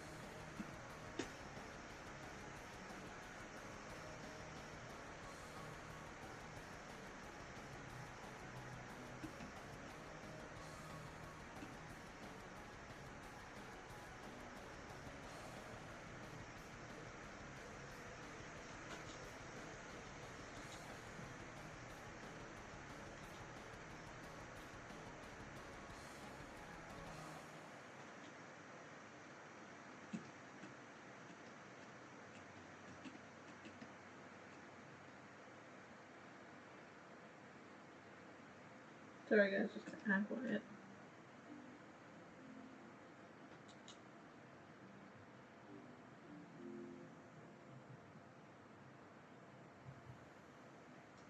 I entered into hyper focus mode.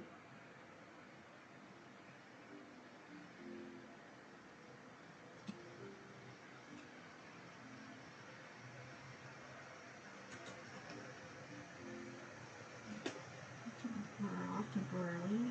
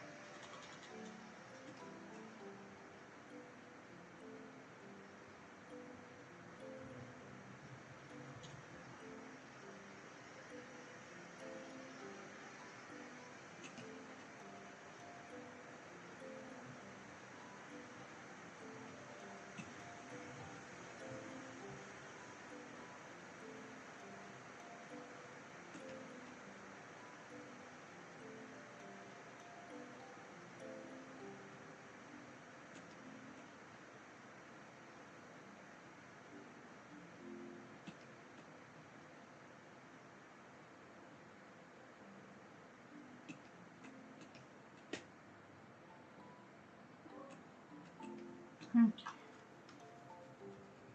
get to decide how I want to do this part.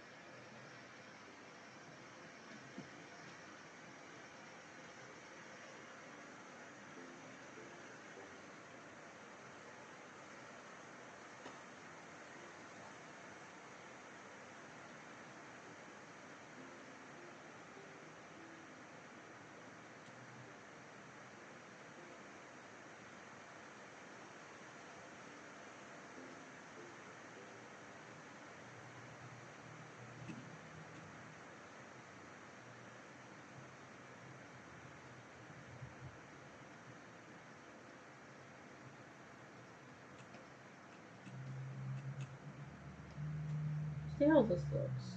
Maybe I'll skip over this.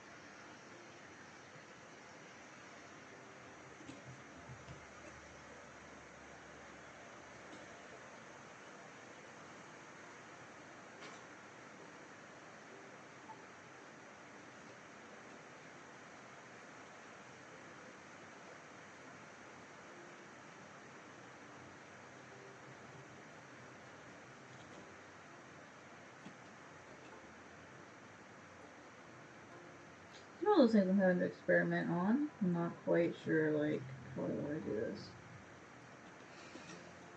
Let's back out. Oops. We'll turn our scheduler off and see how I feel about it.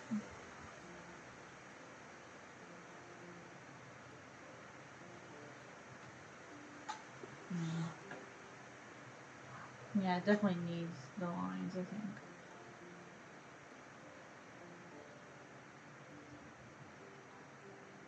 Hi, Misting, what's up? How are you?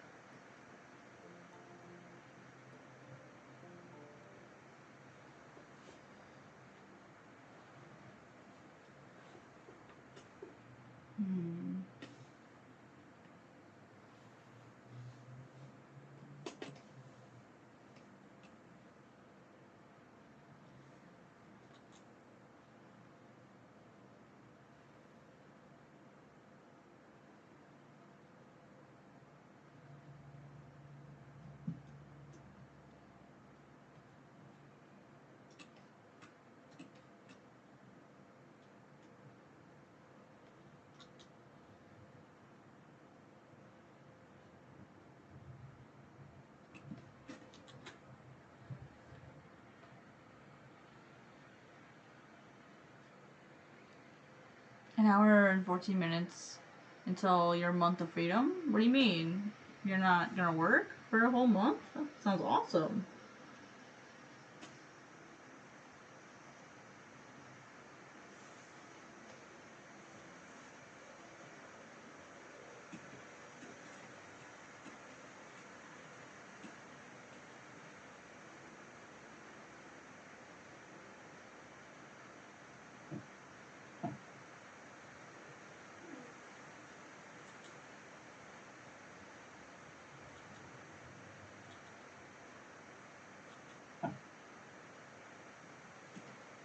Using your PTO? You're taking a whole month? How do you get a whole month off full of PTO? How long have you been saving it? Or is it just one of those jobs where, like, you get really good PTO? Because it takes me, like, 6 months to save up just a week.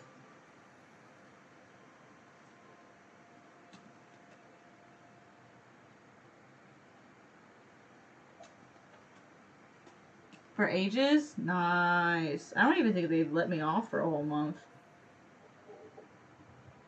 Because once we, so our work policy is once you reach 40 hours, They force you to use it. So, like, if you have to take any time off and you have at least 40 hours of PTO, they force you to use your PTO. So, like, if you want to take, so basically they make it all or nothing. So that if you want to save up, like, 2 weeks off, like, you literally cannot take any PTO once you reach 40 hours. You won't be able to take any off. You work 12 hours? Ah, I see. Taking off 12 days. That makes sense. That's still a lot of hours, though. That's 36 hours in 3 days. That's a lot of time.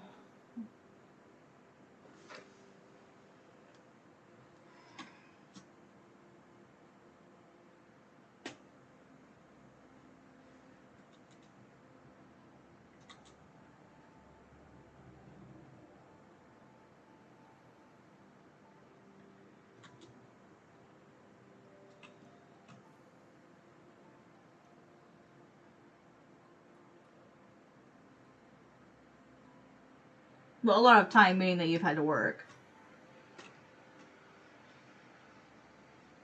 I'm not telling you to not take the time off. I'm just saying that's surprising that they let you take a whole month off.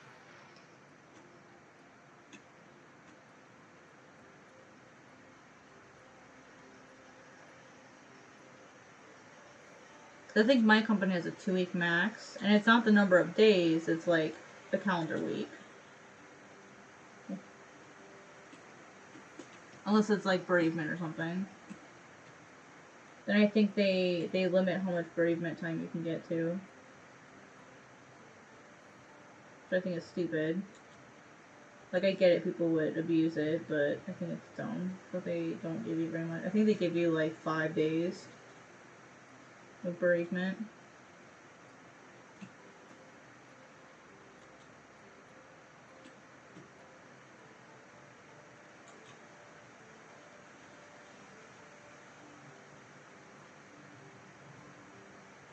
Well, it depends on the family member. It depends on what family member it is. Depending on the type of family member, it will depend on how much time you get. Which I think is even more stupid.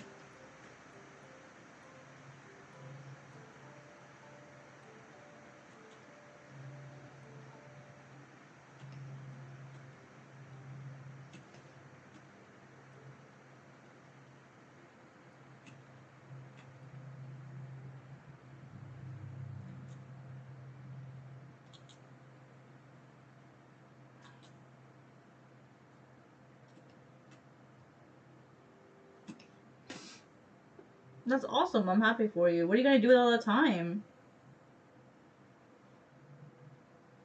Sleep, probably? Yeah, people don't, apparently, but companies don't think pets count as family.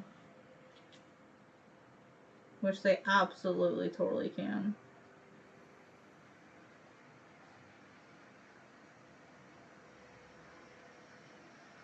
I mean, for some people, pets are all you have, you know?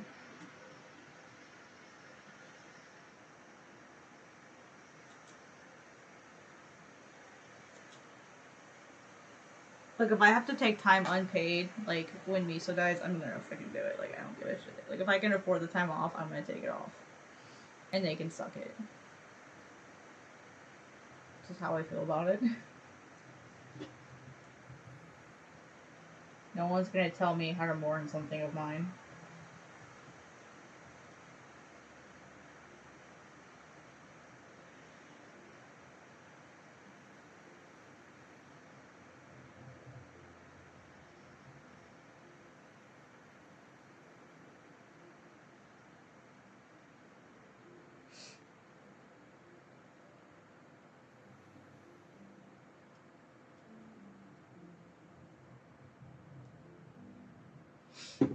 Nice, manuscript work. Sweet. Yeah, that probably feels really satisfying getting to work on it finally.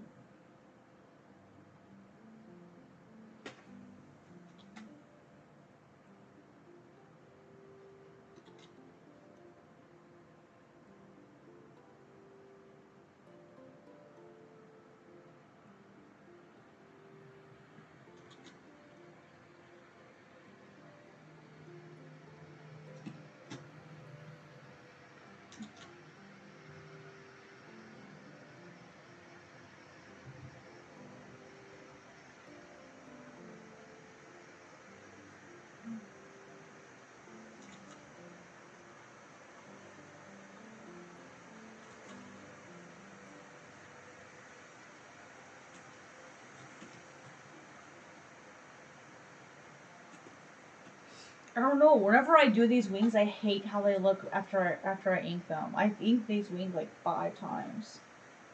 I'm never happy with the result.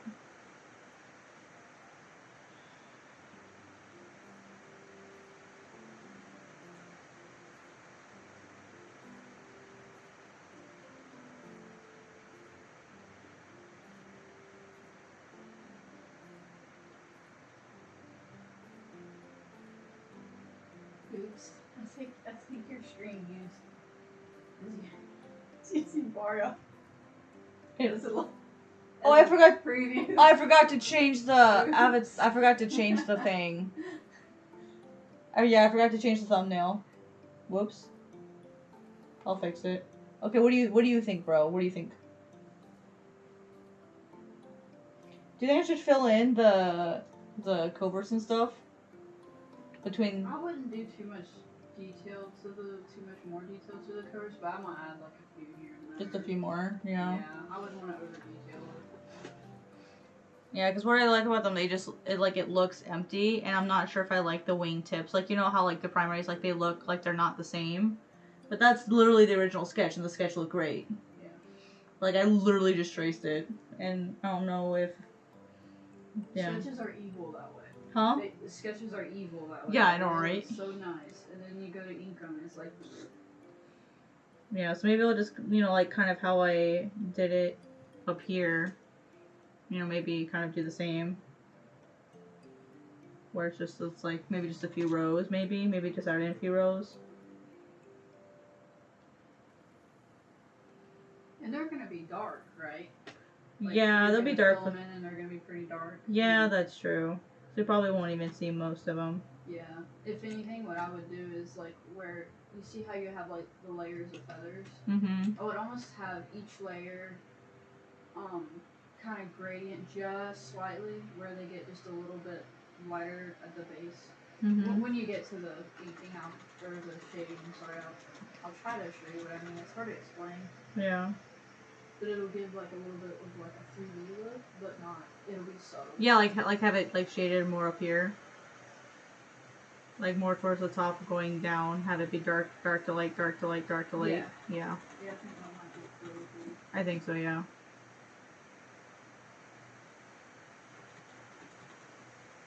I think I'm just doing feathers that are too big.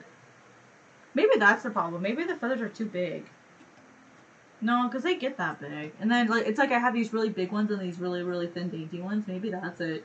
Because usually it's the opposite. Maybe that's what's messing with me. Maybe these are too thin. No, Kat, keep your sketch. Your intuition's right the first time. Stop it.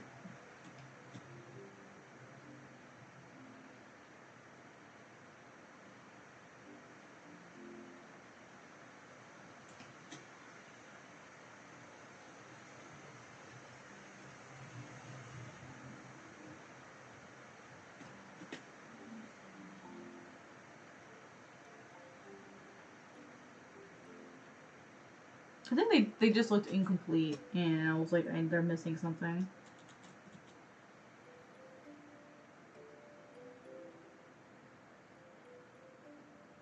I think that's all it was. Is they just were missing something.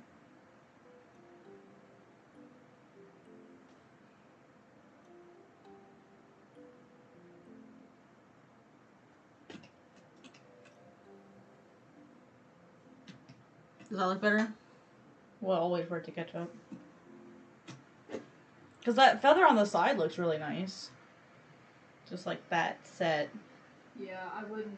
Add more. I wouldn't be adding any more now. Is that too much? I wouldn't go anymore. Okay. You think it's like a happy balance? Once you start adding like the layer, like the shading and stuff, all that's gonna fill in like really quickly. Yeah, I'm not gonna like shade like every single one. I'll probably like shade in like in a batch. Yeah. Yeah, that's what I would do. But do you think the tips look okay? Do you think they should be more consistent? Are you talking about the outer layers? Yeah. I kind of like the style. The way that they're not even? That's going on, yeah, because it's different. I like it personally. Okay, I don't leave it. Because if you try to go like total realistic, then it'd be like a whole nother ballgame. Yeah. Maybe the comparison between like the really realistic one on the side And then like the two, because all I'm gonna do is I'm gonna take that wing. I'm literally just gonna flip it. Yeah. There's no point in wasting. Oh yeah, no, that's what I was just. Yeah, there's no point in like wasting my time redoing it. Cool. Thanks, bro. I appreciate it. Maybe because it gets so thin toward the top half, it feels like unbalanced. Oh yeah, I see what you mean. Like the ones of the like at that the thumb primary, like the thumb primaries, they do look pretty thin comparative to the other ones. Hmm.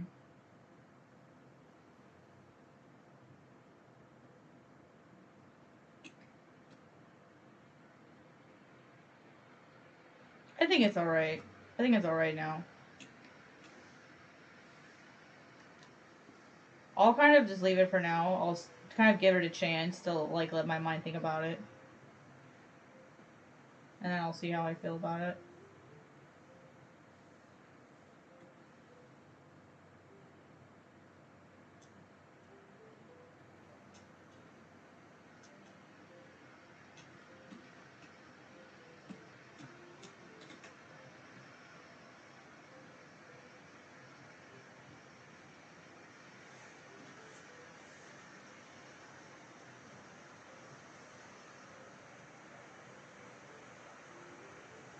Yeah, I'm really bad about like not giving my brain a chance to think about things.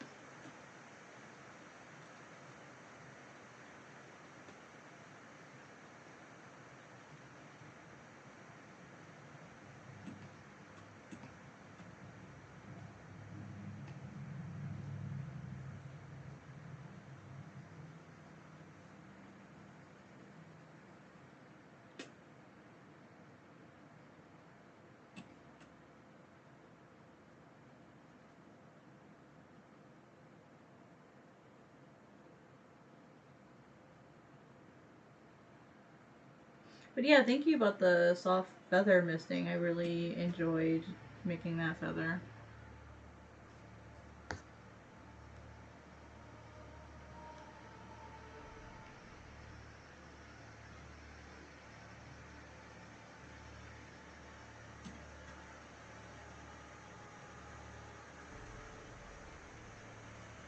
I don't know what it is with me and feathers, but I blame Nicole for that one. You got me so into it when I was watching you and your streams, and I'm like, oh my god, I want to do that too.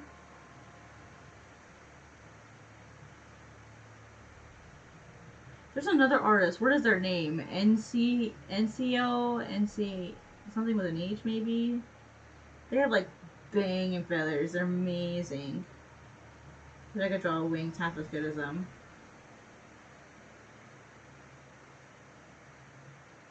Like their feathers are so like uneven, but yet they look completely natural. It's crazy.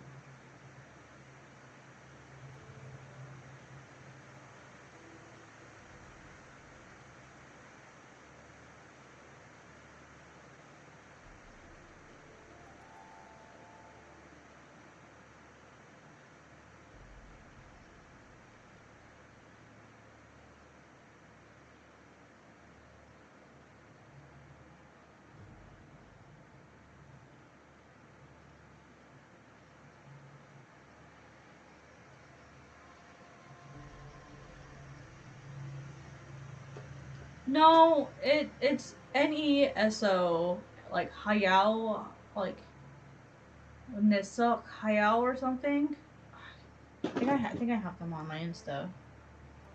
I never like tried to even guess how to pronounce their name. Let me. Oh, nice sketch, dude. 4 hours ago. Online. Yeah.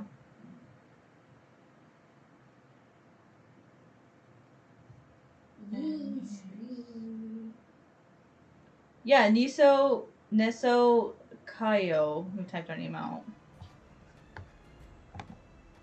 Nesokaiyoh.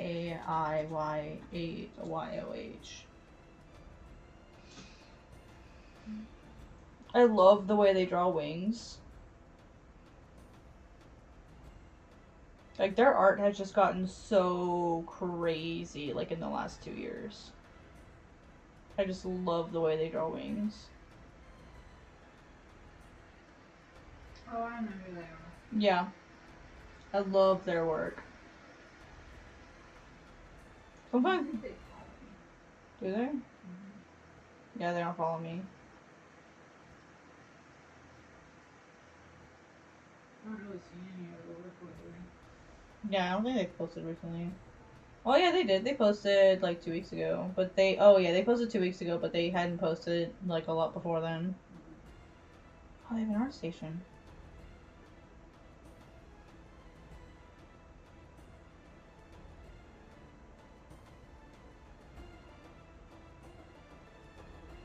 Looks like they've been more active on ArtStation. Maybe they've got an NDA they're working on. Hmm?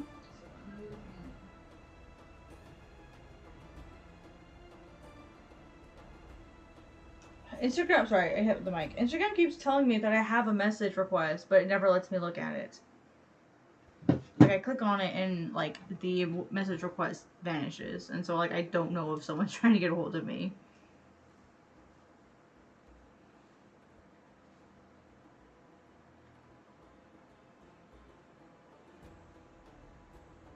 Okay, I'm probably gonna jump off because I need to head to bed. I'm gonna move this eye, though. This one eye, because it's making a tangent. It's driving me crazy.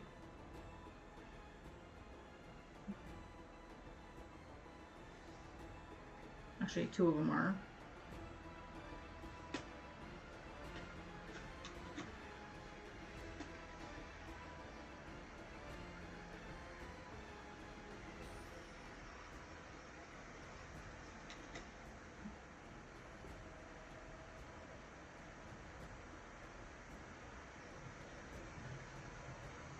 Almost there, guys. Almost there. Now I just need to go in and put a white base beneath the wings so that the wings and feather sit. Basically what I have to do now is I have to separate the character from the background. Because they're actually standing in front of the border.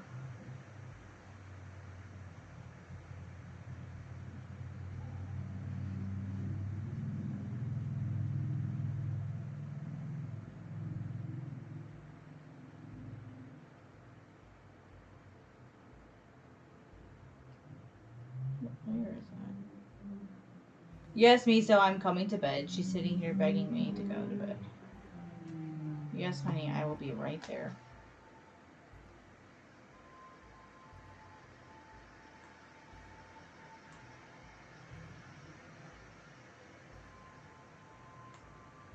Oh, this should be the other way.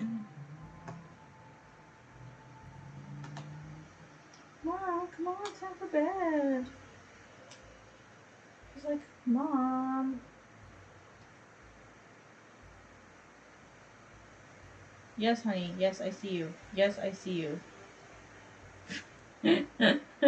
she's literally like holding her paw to try to touch me. Last night she was coming up here. Doing the same to you? Patting at me and I'm like, oh. She's like, it's time for bed. You should have went to bed like 5 hours ago. She's our nanny cat. She likes telling us when it's time for bed. Oh, did you hear the squeak? She squeaked. This is squeaked.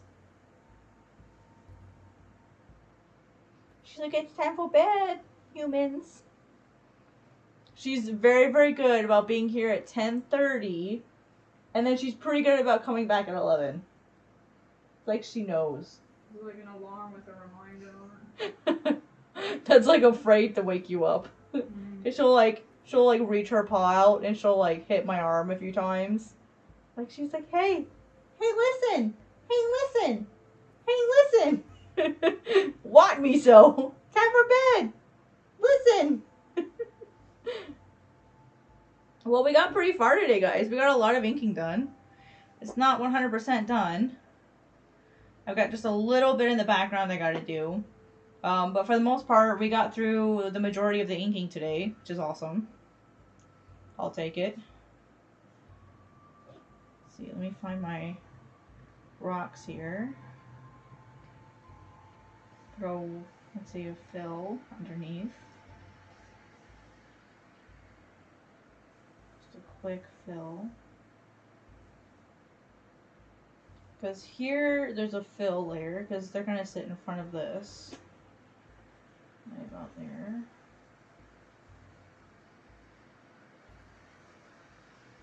So these will come out in front. Right about here-ish.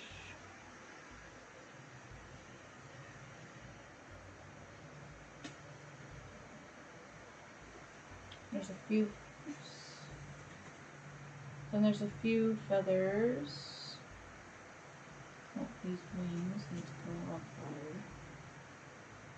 Minimum right there. It's also a fill.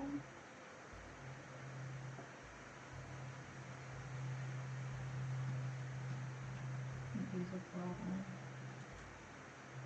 here.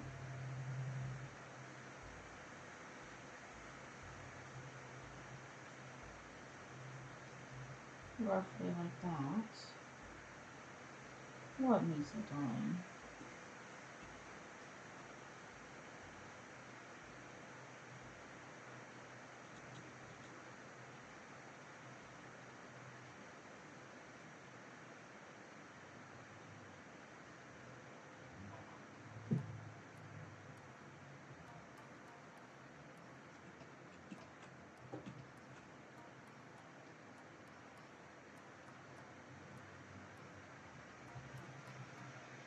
These eyes. Salad sandwich. Ugh. Ew. With grapes. A chicken salad sandwich? Yeah, it's Nani? chicken. It's chicken, mayonnaise, a little bit of mustard, and cut up grapes.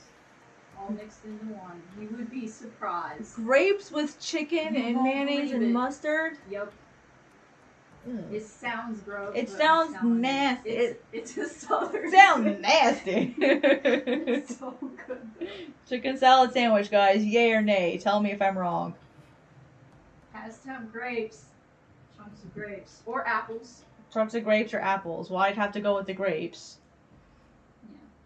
Frickin' apples! I love apples! Do you know how hard it is to not eat apples? I'm have to eat a frickin' apple tomorrow anyway, just to find out what happens. Maybe a little. Yeah, just What a about little. the Is it? Can you have the juice? I have no out? idea. I want to find out. I literally have juice right I will find out. I'll go get me a cup. here. And It's not like the. It's not like. It's just the juice. It's not. that's Apple juice from concentrate. And absorbic acid for vitamin C. So, I can't have the fructose though. That's what the problem is it's fructose. I'm gonna find you out. have a tiny bit. Because I know they have a light version. They of do? apple juice. Yeah, like this kind is pretty potent. Mm-hmm. Like this is the kind of used for like ciders and stuff. Mm-hmm. But they have like an apple juice light version. I'm pretty sure all they do is water it down. Because like if you're sick and you want to have apple juice, I won't take this straight. I'll put some water in it. Oh, I would. When I was sick, I would eat apple. I would drink apple. I would eat apple juice. I would try to eat apple juice. See, look, Rusty agrees. Chicken salad sandwich. Look at that. There we go. She's got my stream up on her massive monitor. 2-1, baby. Okay. It's pretty. At first, I was like, what? Okay, well next time I get me some gluten-free bread, I'll try it. I will try it. We had a local place in my town that sold chicken salad sandwiches. You're a little aggressive there.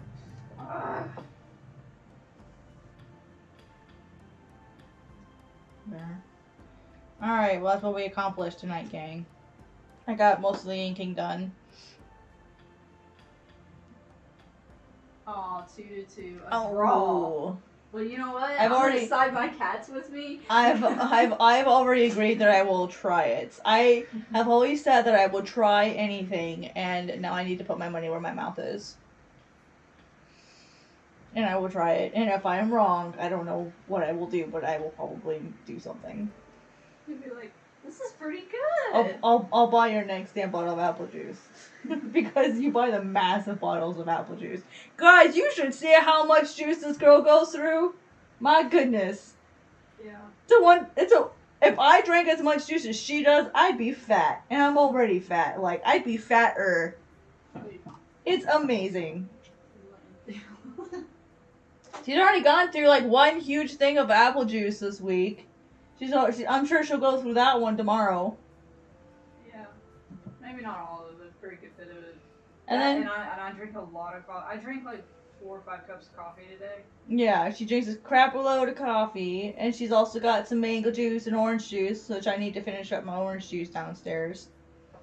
So I love me some orange juice. Oh my gosh. Orange juice. Ooh, toasted bun. Alright guys, I'm getting tired. It's after 11 o'clock and I've got to be in bed by midnight. I need to stop being in bed after 1 o'clock. It's my fault, really. Yes, it is. I'm the bad influence here. Yes, stop I'm it. up so late. This girl, she's up. Last night, you guys. Last night. I went to bed at 1-ish. It was right after 1. And I got up at 7:15, and this girl was still up here drawing. Mm-hmm. After what, you'd gotten up at? 6 or 7. Oh, well, that's not too bad then. That's 12 So hours. I worked from about 7 p.m. to 7 a.m. So our schedules are literally Hey. backwards. Yeah. You work the night shift, or I tried work the day shift. I tried so hard to fix it, and I'll be on track for about a week or 2, and then it takes that one day, and I'm grinding away. So And that's I what was keep doing telling you to last night. freaking fix it so I can take you out for a Gotta damn grind. walk. Gotta grind. You should have seen how nice it was at the park today. I saw a homeless man. He was sleeping in a hammock, That'd be me. and there were like 3 houses made of sticks, like out there in the woods. That's my dream. Just live in a pile of sticks, like. Should have seen how muddy I got. Almost slipping and falling and stuff. My goodness. I had to make sure my shoes were clean before I stepped inside. Because I was like, I am not tracking this stuff in the house. Nuke would kill me. Well, I mean, I'm the one who bought the vacuum cleaner. I can't wait to use it. I'm so excited to use the vacuum cleaner. It's downstairs. You might have to put it together. I had to take it apart to move Oh, it. that's fun. So we might have to put it together. But yeah, it's downstairs right against that wall near. A freshly vacuumed floor. Then go get the freaking vacuum and wait until we do have common hours because of our neighbors. No, that's what I'm saying. Oh, yeah.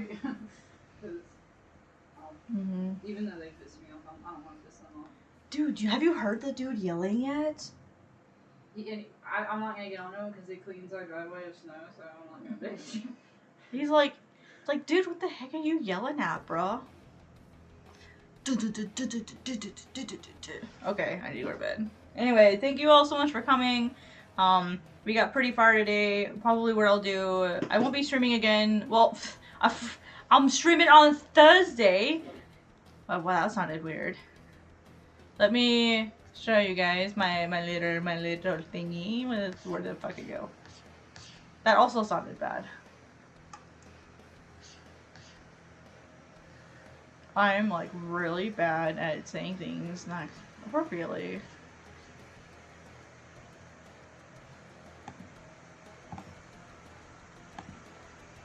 So before I go,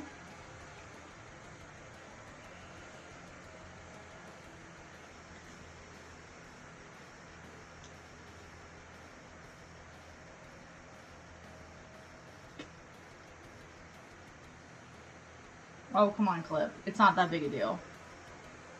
Well, yes, it is. It's a huge artwork in the room. I can't handle it.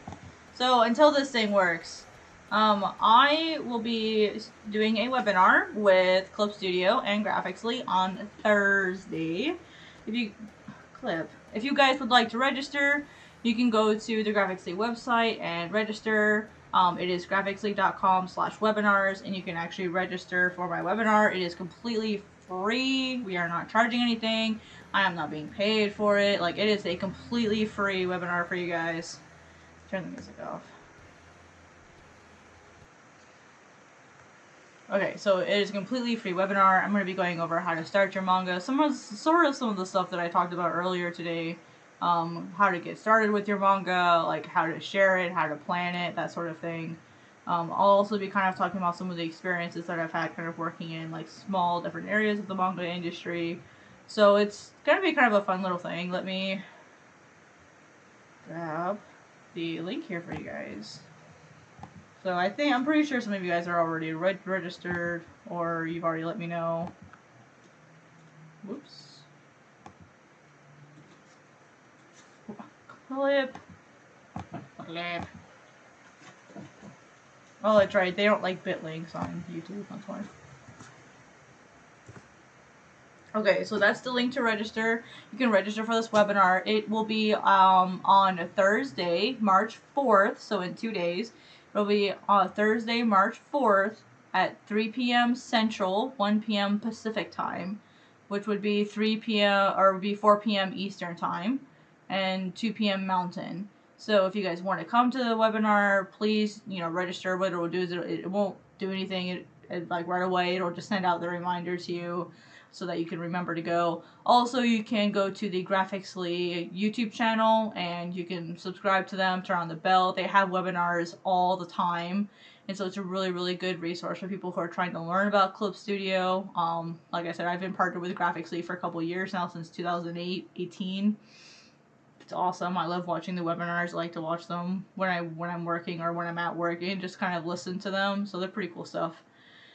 So if you guys want to do that, I'd really, really appreciate you guys registering for the webinar.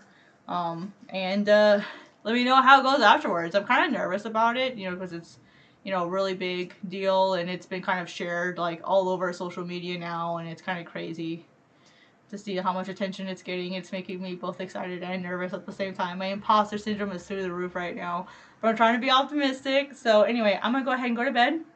I dropped a link for the webinar down below in my comment section, or the live chat, sorry. I'll also drop it in the comment section. But I will see you guys again on Friday afternoon, if I don't see you on Thursday, okay? All right, so I'll see you guys next time. Thank you both. Well, thank you all so much for coming. I said both, and there's 6 people here. I'm used to a small handful of people in my streams. Thank you all so much for coming. I really appreciate it. So, yeah, I'm pretty sure I can do it. I think once I get going, I'll be okay. So I just gotta get to that point. So if anyone here is new within the last 48 hours, thank you so much for subscribing. My YouTube channel has grown so much in just the last 2 days. We've gained easily over 120 new subscribers just in the last 2 days. So thank you all so much for joining. I really appreciate you guys supporting my channel. And I will see you guys again. I will see you on Thursday in my webinar, or I'll see you Friday here on my channel. So with that, have a wonderful